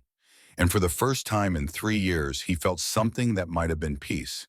They did not know that in San Antonio, Walter Grimshaw was receiving a telegram from Silas Maddox. They did not know that plans were already being made to destroy everything they were building. They did not know that the real test of their new partnership was about to begin. But for now, in this moment, none of that mattered. For now, they had each other, and that was enough. The telegram arrived on a Tuesday morning, delivered by old Hank, who rode out from town with the kind of urgency that meant trouble. Eli was working with Jake to repair fence line damaged by last week's storm when he saw the old postmaster's buggy raising dust on the road. Something felt wrong even before Hank handed him the folded paper. Eli read it once, then again, feeling ice spread through his veins despite the Texas heat. "Urgent. Stop. Tom Ridley found dead. Stop. Shot twice. Stop. Your rifle found at scene. Stop. Sheriff Morrison requests your immediate presence. Stop. Do not run. Stop. Hank Tom Ridley." Eli knew the name well. A neighboring rancher, decent man, father of 3. They had shared fence line and helped each other during roundups.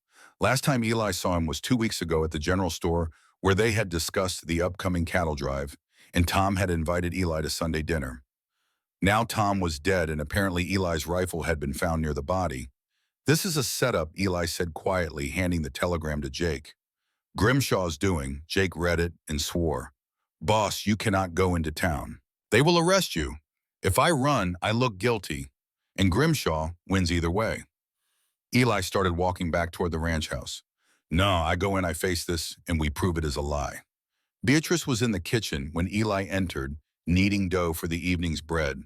She took one look at his face and set down her work. What happened? Eli explained, his voice flat and controlled.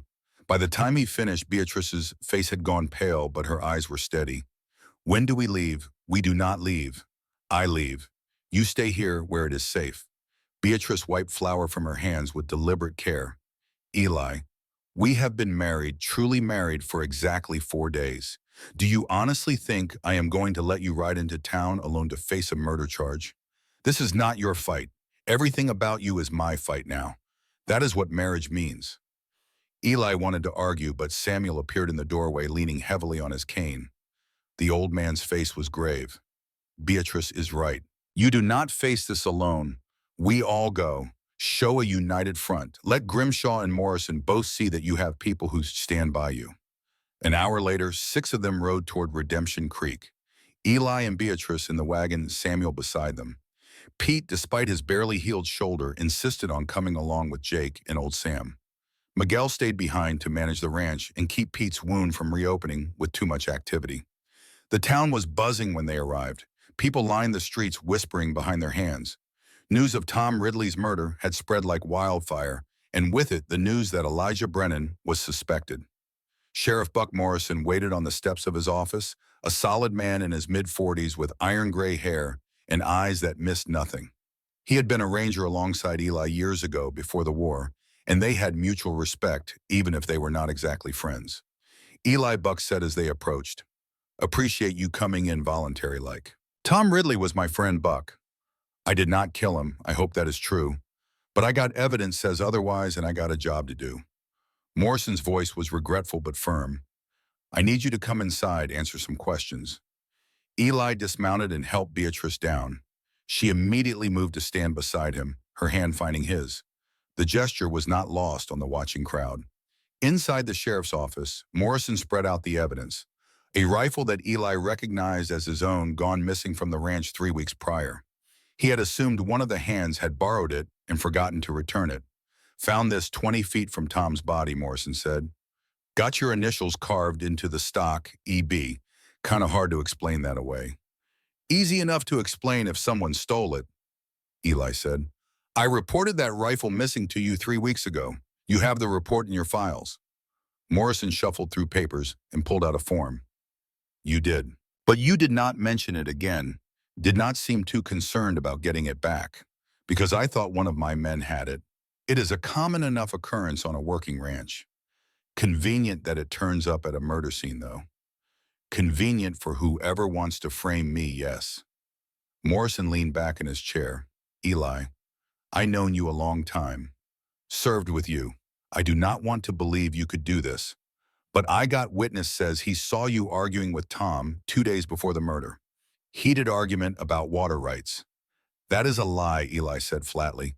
"I have not spoken to Tom in 2 weeks, and we never had words about water rights. We share a creek, and there is plenty for both ranches." "Witness says otherwise." Morrison pulled out another paper. "Fellow named Clem Watts. Says he was riding past and heard you threaten Tom. Tell him you would do whatever it took to protect your water access." Beatrice felt Eli's hand tighten on hers. Says, "Who is Clem Watts? Drifter, been in town about a month," Morrison admitted. "Works odd jobs, mostly for Walter Grimshaw." "There it is," Samuel said from where he stood near the door. "Grimshaw is behind this buck, and you know it." "What I know is I got a dead man and evidence pointing to a suspect," Morrison said. "What I believe in my gut does not matter if I cannot prove it."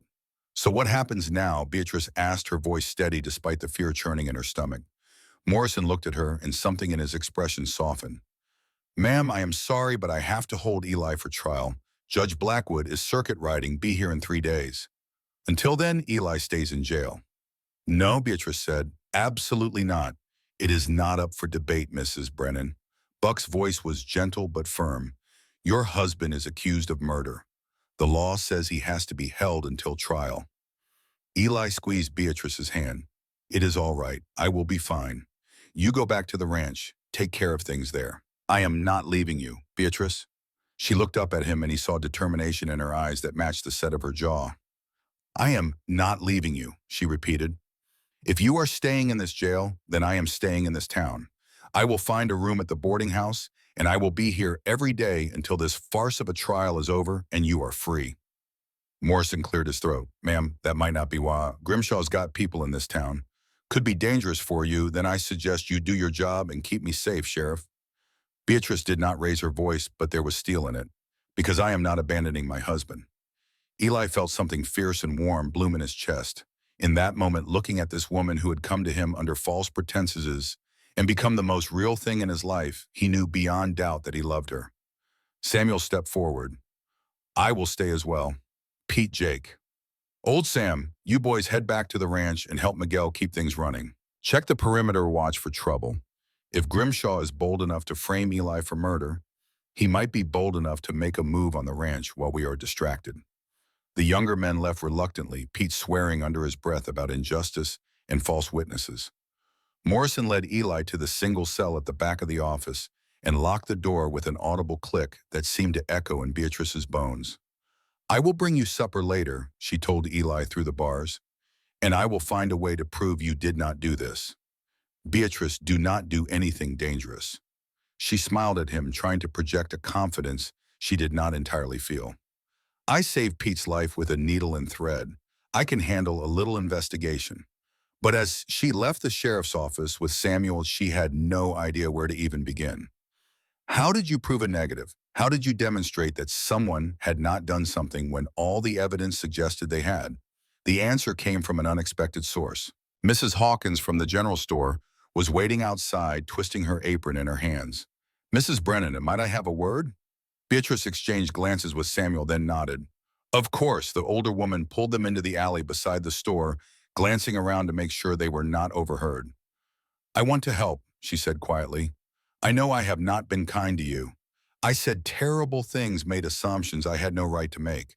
But I have known Eli Brennan for 10 years, and he is not a murderer. Do you know something about what happened to Tom Ridley? Samuel asked. Not directly, but I know that Clem Watts is lying. Mrs. Hawkins leaned in closer.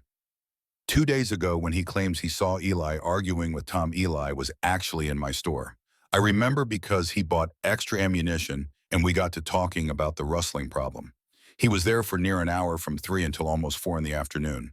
That is the exact time Clem says the argument happened. You would testify to that, I would. Mrs. Hawkins straightened her spine. And there is more. Walter Grimshaw has been in town a lot lately, meeting with Silas Maddox and some other rough-looking men. My store sits right across from the Silver Dollar, and I see things. 3 days ago, I saw Grimshaw hand Silas a bag that clinked like coin. Heard him say something about making sure the job was done right this time. Beatrice felt hope flicker to life in her chest. Would you be willing to tell Sheriff Morrison this? Mrs. Hawkins hesitated. Grimshaw is a powerful man, Mrs. Brennan. He could make life very difficult for my business if he knew I was speaking against him. Then we will make sure he does not know until it is too late to matter, Samuel said firmly. We tell Morrison in private, get your testimony on record. By the time Grimshaw hears about it, it will already be part of the trial proceedings. The older woman nodded slowly. All right, but I want one thing in return. Name it. When this is over, when Eli is free, you accept my apology properly. Let me make amends for the cruel things I said. Mrs. Hawkins looked at Beatrice with genuine remorse. You have proven yourself 10 times over, Mrs. Brennan. You deserve better than the treatment I gave you. Beatrice felt tears prick at her eyes. Thank you. That means more than you know. They returned to the sheriff's office and shared what Mrs. Hawkins had revealed. Morrison listened carefully, taking notes, but his expression remained troubled. This helps, he said. Gives Eli an alibi for when Clem claims the argument happened. But it does not explain how his rifle ended up at the murder scene or who actually killed Tom. Then we find out who Beatrice said.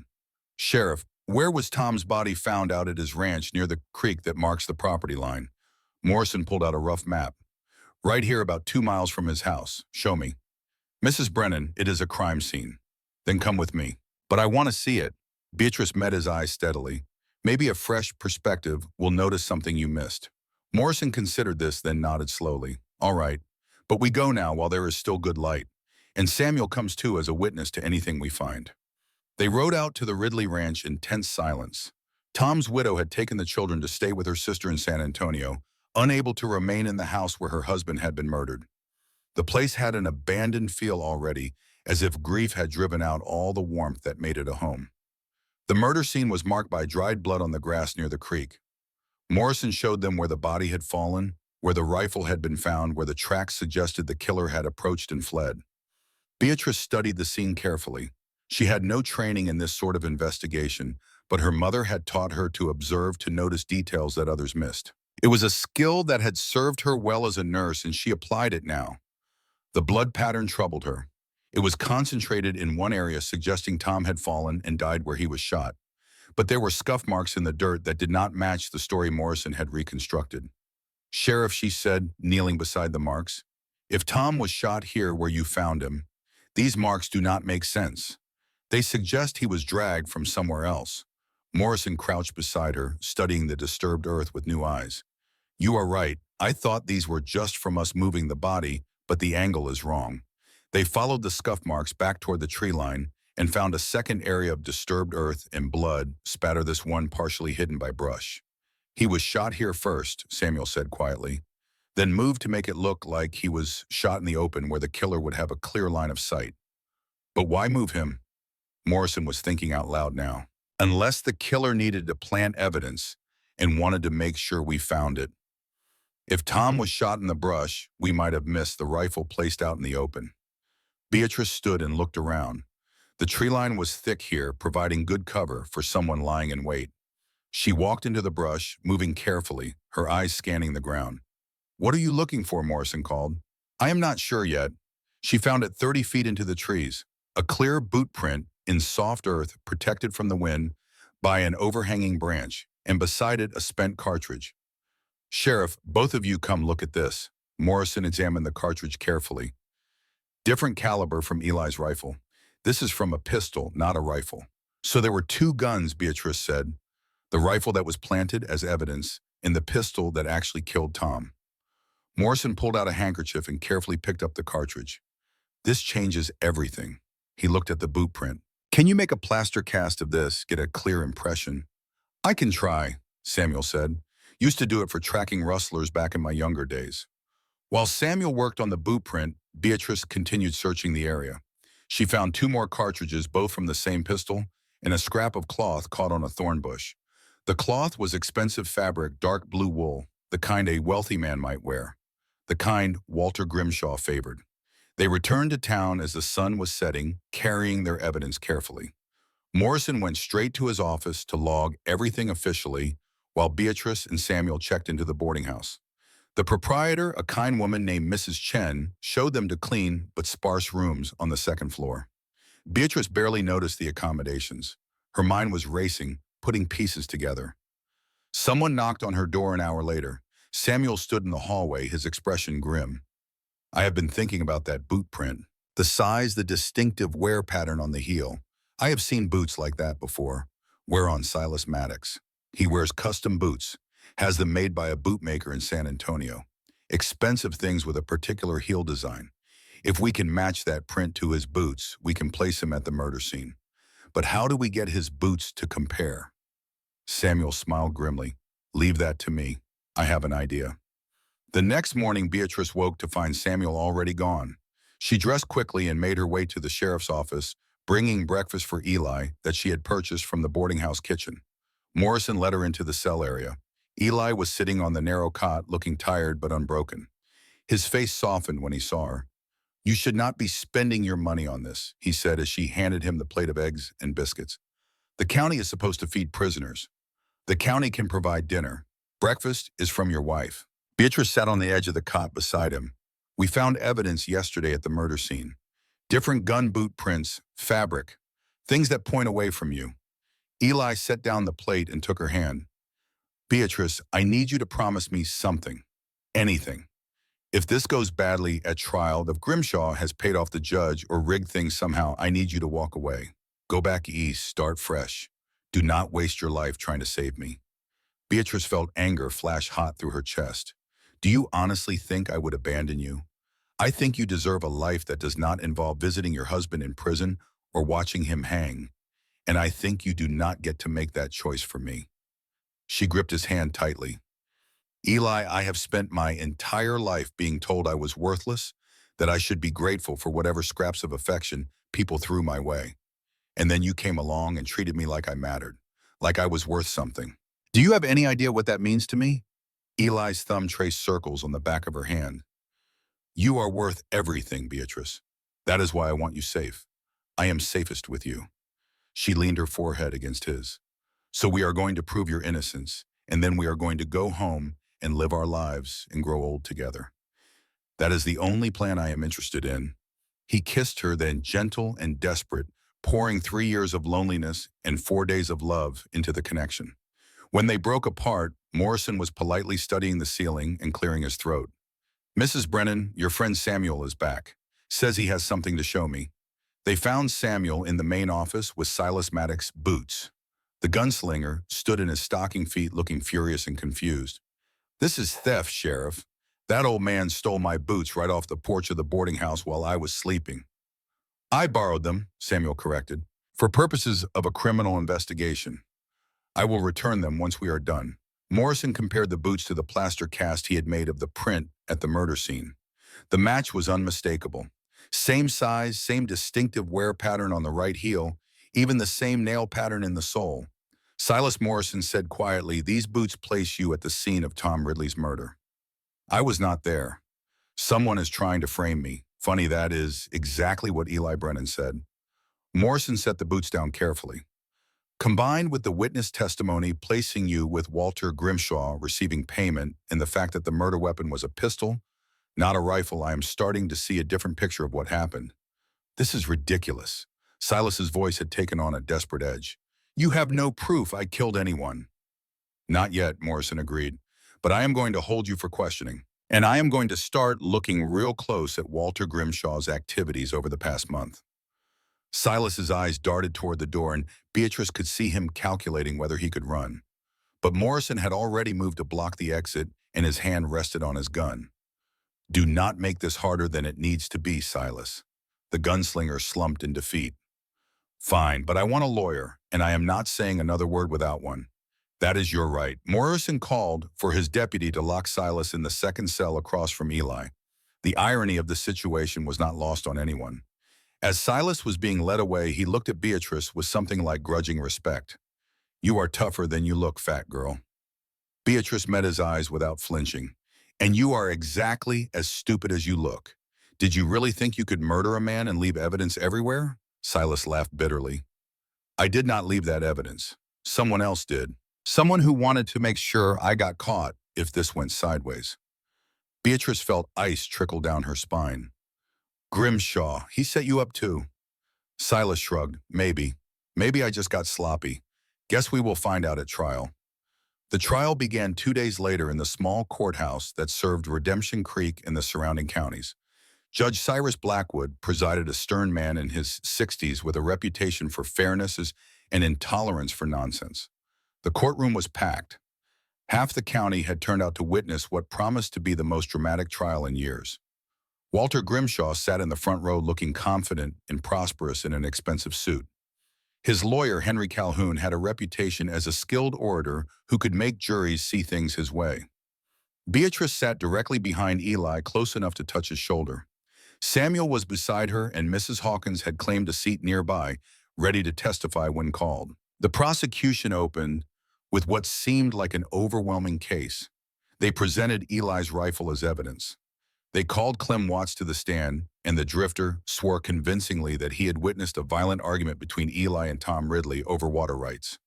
Then Calhoun played his trump card. He called Walter Grimshaw himself to testify. Grimshaw took the stand with the easy confidence of a man accustomed to being believed. He testified that Eli had come to him 6 weeks ago, asking to borrow money because the Thornton Ranch was struggling. When Grimshaw had refused, Eli had become angry and made threats. He said he would do whatever it took to survive, even if it meant taking what belonged to others, Grimshaw said smoothly. I thought he was just talking big the way desperate men do. I never imagined he would actually kill poor Tom Ridley for his water access. It was a masterful performance full of regretful sincerity and carefully chosen details. Beatrice watched the jury, saw several of them nodding along, and felt despair rising in her throat. Then it was the defense's turn.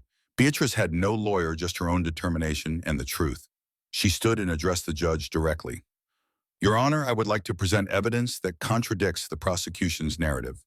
Judge Blackwood studied her over his spectacles. You are representing your husband, Miss Brennan. I am your honor. We could not afford a lawyer from San Antonio, and I believe the truth is simple enough that it does not require legal expertise to present. Very well, proceed. Beatrice called Mrs. Hawkins to the stand first. The shopkeeper testified clearly about Eli being in her store during the exact time Clem Watts claimed to have witnessed the argument. She produced the receipt for the ammunition purchase time-stamped and dated. Then Beatrice introduced the evidence from the murder scene. The cartridges from a pistol, not a rifle. The boot print matching Silas Maddox's custom boots. The expensive fabric caught on the thorn bush, which she now matched to a jacket Walter Grimshaw was photographed wearing just 3 weeks prior. Calhoun objected repeatedly, but Judge Blackwood overruled him each time, clearly interested in where this was heading. Finally, Beatrice called Sheriff Morrison to the stand. He testified about finding Eli's rifle missing 3 weeks before the murder confirmed in his official reports. He described the second murder scene hidden in the brush that suggested Tom had been killed somewhere other than where his body was found. The evidence suggests that Tom Ridley was shot with a pistol, not a rifle, Morrison concluded. The rifle found at the scene was planted there to implicate Mr. Brennan. Henry Calhoun rose to cross-examine. Sheriff, is it not possible that Mr. Brennan used both weapons, shot Tom with a pistol, then left his rifle behind to confuse investigators? Possible, but unlikely, Morrison said. Why would he use his own rifle as a false clue when it directly implicates him? Perhaps he panicked. Perhaps he is not as clever as he thinks. Or perhaps, Morrison said slowly, someone wanted us to think exactly that. Someone who stood to gain from both Tom Ridley's death and Elijah Brennan's conviction. Are you accusing my client of something? Sheriff, I am saying the evidence points to a more complex conspiracy than simply one man killing another over water rights. The courtroom erupted in whispers. Judge Blackwood banged his gavel for order. Beatrice stood again. Your Honor, I would like to call Walter Grimshaw back to the stand.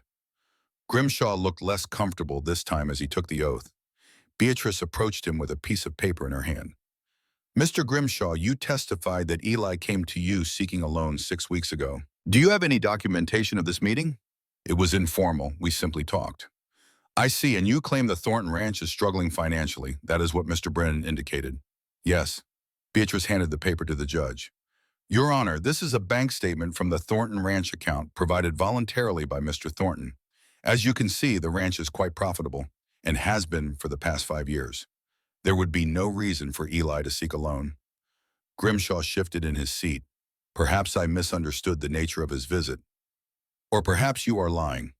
Beatrice kept her voice level, factual. Mr. Grimshaw, do you own the Philadelphia mail-order bride agency? Objection. Calhoun was on his feet. Relevance. Judge Blackwood looked interested. I will allow it. Answer the question, Mr. Grimshaw. I own several businesses. The agency is one of them, yes. And is it true that the agency engaged in fraudulent practices using false photographs to deceive clients? I am not involved in the day-to-day operations of that business, but you are aware that the agency sent me to Texas using another woman's photograph, thereby defrauding my husband of $150. Grimshaw's jaw tightened. I may have heard something to that effect. Beatrice pulled another document from her pocket. This is the contract Eli signed with your agency. It includes a clause stating that if the marriage is dissolved within 6 months, he owes a penalty of $500. Is that correct? That is standard in such contracts. And what would happen if Eli were convicted of murder? Would he be able to pay that penalty? I imagine not. A convicted murderer's assets would likely be seized. And if he could not pay, what happens to those assets? They would be transferred to settle the debt. To the agency, which you own. Beatrice let that hang in the air. So let me see if I understand this correctly. My husband is in debt to a company you own. If he is convicted of murder, you gain control of his assets, including his share of the Thornton Ranch. And coincidentally, a man is murdered in a way that frames my husband, using evidence that was conveniently planted at the scene. That is pure speculation. Is it Beatrice turned to the jury? Or is it the logical conclusion, when you connect all the pieces Mr. Grimshaw needed Eli convicted of a crime serious enough to seize his assets? He hired Silas Maddox to kill Tom Ridley and frame Eli for it. He had Clem Watts lie about witnessing an argument. He planted Eli's stolen rifle at the scene. And he was so confident in his plan that he testified here today under oath with lies that can be easily disproven. Walter Grimshaw stood abruptly. This is absurd. I will not sit here and be accused of murder by some fat woman who married her way into money she did not earn. The courtroom gasped. Judge Blackwood's gavel came down like thunder. Mr. Grimshaw, you will control yourself or I will hold you in contempt. But Grimshaw was past caring about decorum. He pointed at Beatrice with a shaking finger.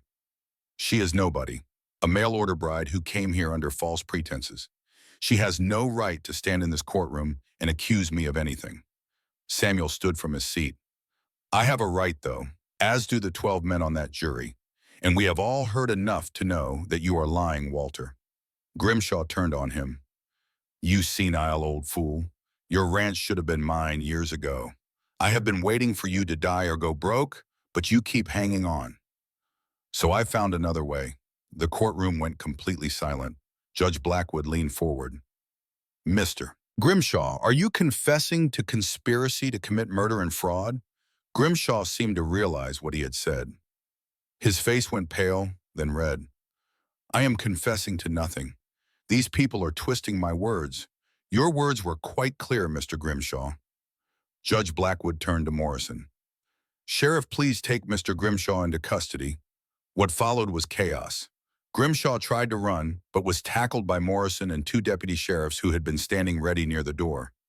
Calhoun attempted to argue that his client's outburst should be stricken from the record, but Judge Blackwood dismissed him with a wave. In his cell, Silas Maddox started laughing. Told you he would throw me under the wagon if things went bad, he called out. Old Walter never was loyal to anyone but himself. Judge Blackwood restored order with difficulty. When the courtroom finally quieted, he addressed the jury. Gentlemen, in light of the evidence presented in Mr. Grimshaw's extraordinary outburst, I am inclined to direct a verdict. However, this is your decision to make. You have heard testimony suggesting that Elijah Brennan was framed for a murder he did not commit, and that the actual conspiracy involved Mr. Grimshaw and Mr. Maddox. You have also heard Mr. Grimshaw's own words implicating himself in criminal activity. I leave it to you to determine Mr. Brennan's guilt or innocence. The jury did not even leave the box. The foreman stood immediately. Your Honor, we find the defendant not guilty. The courtroom erupted in applause. Beatrice felt her knees give out and had to grab the railing to keep from collapsing. Samuel was beside her in an instant, supporting her with one strong arm. Morrison unlocked Eli's handcuffs, and Eli walked straight to Beatrice, pulling her into his arms and holding her like he would never let go. You did it, he whispered into her hair. You impossible, brilliant woman. You did it. We did it? Beatrice corrected, her face pressed against his chest. All of us together. Judge Blackwood was still speaking. Mr. Grimshaw, Mr. Maddox, you are both remanded into custody pending trial for conspiracy to commit murder, fraud, and various other charges that I am sure the district attorney will enumerate. Sheriff Morrison, see to it that they are secured. As Morrison led Grimshaw and Silas away, Grimshaw turned back to glare at Beatrice. You have no idea what you have done. I have friends, powerful friends. This is not over. Judge Blackwood's voice cut through like a whip. Mr. Grimshaw, I suggest you save your threats for someone who cares. This court is adjourned. Outside the courthouse, it felt like the entire town had gathered to congratulate Eli and Beatrice. Mrs. Hawkins was there, tears streaming down her face, hugging Beatrice despite their past tensions. Pete had ridden in from the ranch and was slapping Eli on the back hard enough to bruise. Even Jake, taciturn and uncomfortable with emotion, shook Eli's hand and told Beatrice she had done well. The celebration continued at the Silver Dollar, where the bartender declared the first round on the house in honor of justice served. Beatrice found herself surrounded by people who 3 months ago had whispered cruel things about her appearance and her marriage. Now they wanted to shake her hand, tell her she was remarkable, buy her drinks she did not want. It was overwhelming and exhausting and wonderful. As the sun set and the crowd began to thin, Eli pulled Beatrice outside into the relative quiet of the street. They walked to the edge of town, to the small hill that overlooked Redemption Creek and the vast empty land beyond. I was so afraid, Eli said quietly. Not of hanging, I have faced death before, but of leaving you alone unprotected, of Grimshaw hurting you to get to me. Beatrice leaned against him, feeling the solid warmth of his body. I was afraid too. But I knew if I let fear stop me, I would lose you. And I have only just found you. I was not ready to let go. Eli turned her to face him, his hands gentle on her shoulders. Beatrice, I need to tell you something. Something I should have said weeks ago. What I love you. Not because you saved my life or proved my innocence, or because you are useful around the ranch. I love you because you are brave and kind and stubborn, and you see people for who they are, not what they look like. I love you because when I am with you, I feel like maybe I deserve to be happy again. Beatrice felt tears spill down her cheeks. I love you too. I think I have loved you since the day you gave me a chance, when you had every right to send me away. They kissed as the last light faded from the sky, and when they broke apart, Eli was smiling. A real smile, unguarded and genuine, that transformed his face into something almost boyish. Let's go home, he said. The ride back to the ranch took them into full darkness, but neither minded. Samuel dozed in the back of the wagon, exhausted from the emotional toll of the day. Beatrice sat close to Eli, their shoulders touching, comfortable in the silence. The ranch house was lit when they arrived, warm light spilling from every window. Miguel had clearly been watching for them because he appeared on the porch before the wagon even stopped waving and grinning. Boss Miss B. Pete told us everything. You are free. The other hands emerged from the bunkhouse, and there was another round of congratulations and backslapping. But eventually, everyone settled down and drifted off to their own beds, and Eli and Beatrice were left alone in the quiet house. Beatrice expected Eli to go to his room to maintain the polite distance they had kept even after agreeing to make their marriage real. Instead, he took her hand and led her to the master bedroom, the one he had shared with Margaret years ago. Are you sure? Beatrice asked quietly. I am sure. This is our home now, Beatrice, ours, and I do not want to spend another night apart from you. That night, for the first time, they lay together as husband and wife, in truth as well as name. Eli was gentle and patient, careful of her inexperience and insecurities. And Beatrice, who had spent her entire life believing her body was something shameful, discovered that in the right hands, with the right heart, it could be a source of joy and connection. Afterward, they lay tangled together in the darkness, Eli's hand tracing lazy patterns on her shoulder. Beatrice, thank you for fighting for me. She smiled against his chest. Thank you for being worth fighting for. The trial of Walter Grimshaw and Silas Maddox took place 3 weeks later.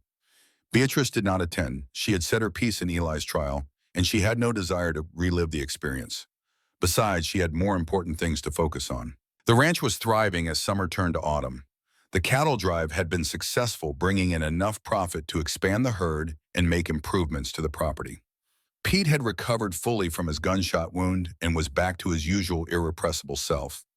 Jake had started courting a girl from town, which made him almost pleasant to be around. And Beatrice had discovered something that both terrified and delighted her. She was pregnant.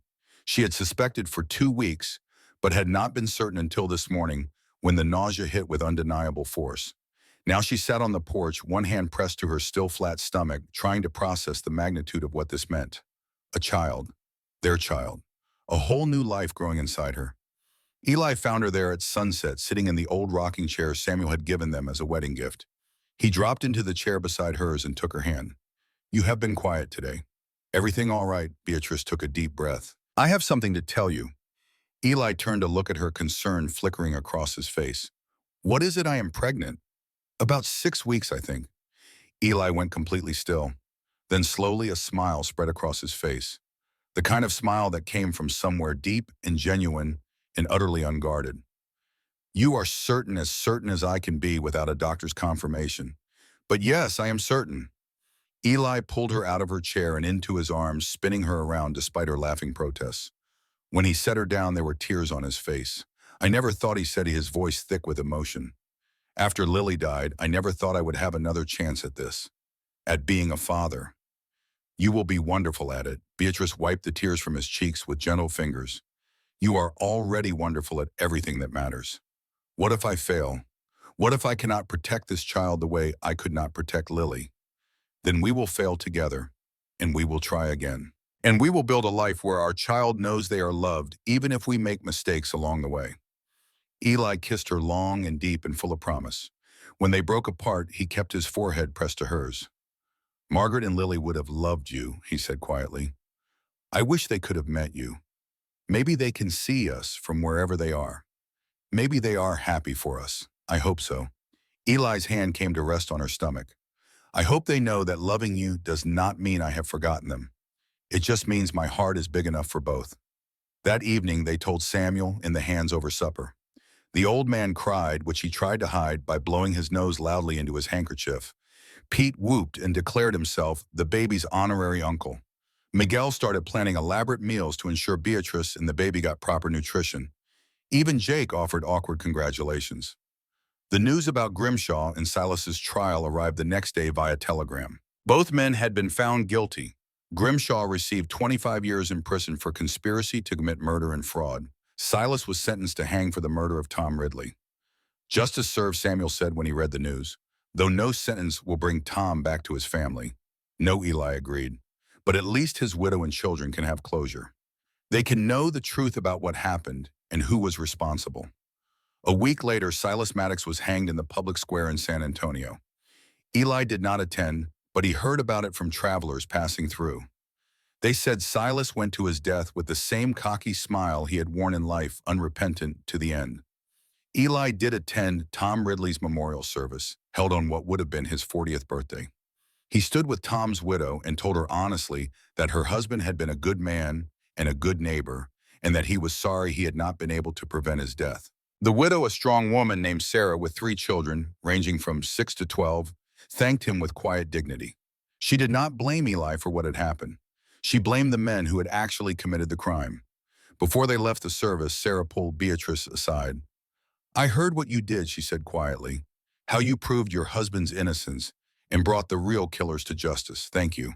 Not just for clearing Eli's name, but for making sure my husband's death was not in vain. Beatrice hugged her, this woman she barely knew, but who understood the weight of loss and the importance of truth. We take care of each other out here. That is how we survive. As autumn deepened and winter approached, life on the Thornton Ranch settled into comfortable rhythms. Beatrice's pregnancy progressed normally, though the morning sickness was brutal for the first few months. Eli was attentive to the point of being overprotective, constantly worrying that she was working too hard or not eating enough. Miguel took over most of the cooking, insisting that Beatrice needed rest. Mrs. Hawkins from town visited regularly, bringing supplies and gossip and a genuine friendship that had grown from her initial apology. Even the women who had once whispered cruel things about Beatrice's appearance now treated her with respect, asking her advice on household matters and congratulating her on the coming child. Samuel Thornton died peacefully in his sleep 3 weeks before Beatrice's due date. They found him in the morning, sitting in his favorite chair on the porch, a slight smile on his face as if he had seen something wonderful in his final moments.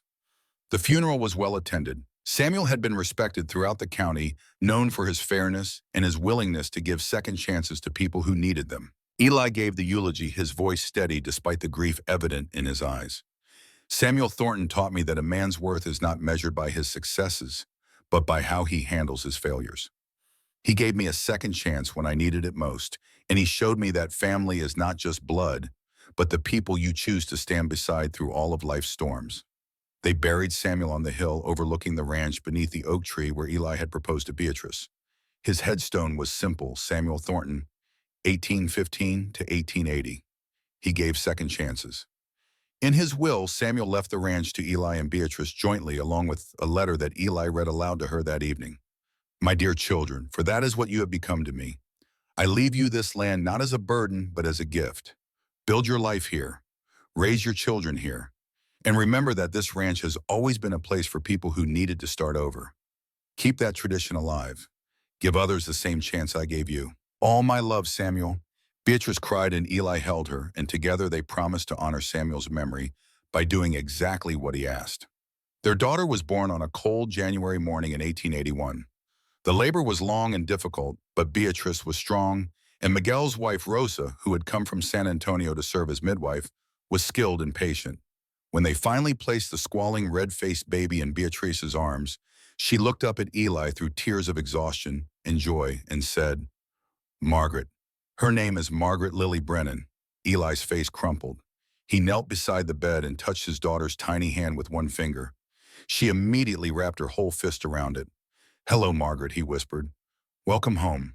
The baby had her mother's green eyes and her father's dark hair.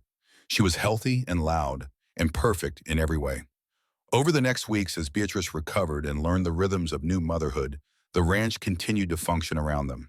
Pete declared himself the baby's protector and could often be found sitting beside her cradle, reading aloud from dime novels and teaching her, he claimed, all about the heroic cowboy life. Jake surprised everyone by carving an elaborate wooden cradle as a gift complete with intricate details and a gentle rocking motion. Miguel cooked special meals designed to help Beatrice regain her strength, and the other hands took turns checking on mother and baby, these rough men going soft in the presence of new life. Spring came early that year, bringing wildflowers and green grass and the promise of renewal. Beatrice was sitting on the porch one afternoon nursing Margaret and watching Eli work with a new horse in the corral when Mrs. Hawkins' wagon appeared on the road. But the shopkeeper was not alone. With her were three young women, all looking worn and frightened, clutching small bags of belongings. "Mrs. Brennan," Mrs. Hawkins called as she pulled the wagon to a stop. "I hope you do not mind the intrusion, but these ladies are in a situation not unlike the one you were in." Mail-order brides who arrived to find their situations were not as advertised. "I thought perhaps you might be willing to help them." Beatrice looked at the three women, saw her own past reflected in their frightened eyes. Then she looked at Eli, who had stopped working and was walking toward them. He met her gaze and nodded slightly. She smiled at Mrs. Hawkins. "Bring them inside. We will find room." Thus began the tradition that would define the Brennan Ranch for the next 30 years. They became known throughout Texas as a place where women fleeing difficult situations could find refuge and rebuild their lives. Beatrice taught them skills, gave them work, helped them save money for fresh starts. Some eventually left to build lives elsewhere. Others stayed and became part of the ranch family. Eli and Beatrice had three more children over the years. A son they named Samuel, twin girls called Sarah and Ruth. The house was always full of noise and life and laughter. On quiet evenings when the children were asleep and the ranch was peaceful, Beatrice would sometimes pull out the old photograph that had brought her to Texas. The slender stranger whose face had been used to deceive Eli all those years ago. "Do you ever wonder who she was?" Eli asked one night, looking over her shoulder at the image. "Sometimes, but mostly I am grateful to her. Without that deception, I never would have found my way here." Eli wrapped his arms around her from behind, resting his chin on her shoulder.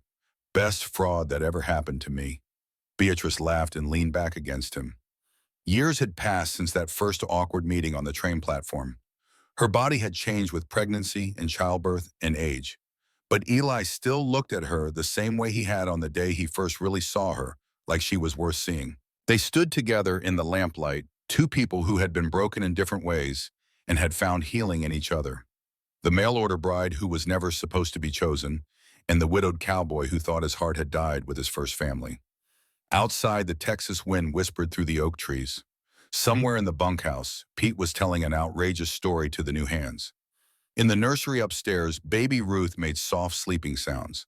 The ranch that Samuel Thornton had built as a refuge for himself had become a refuge for countless others, just as he had hoped.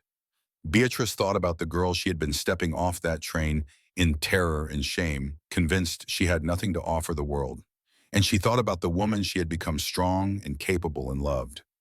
The journey between those two versions of herself had been hard, but it had been worth every difficult step. Eli kissed the top of her head. "What are you thinking about?" "Home," Beatrice said simply. "I am thinking about home." And this time finally she knew exactly where that was.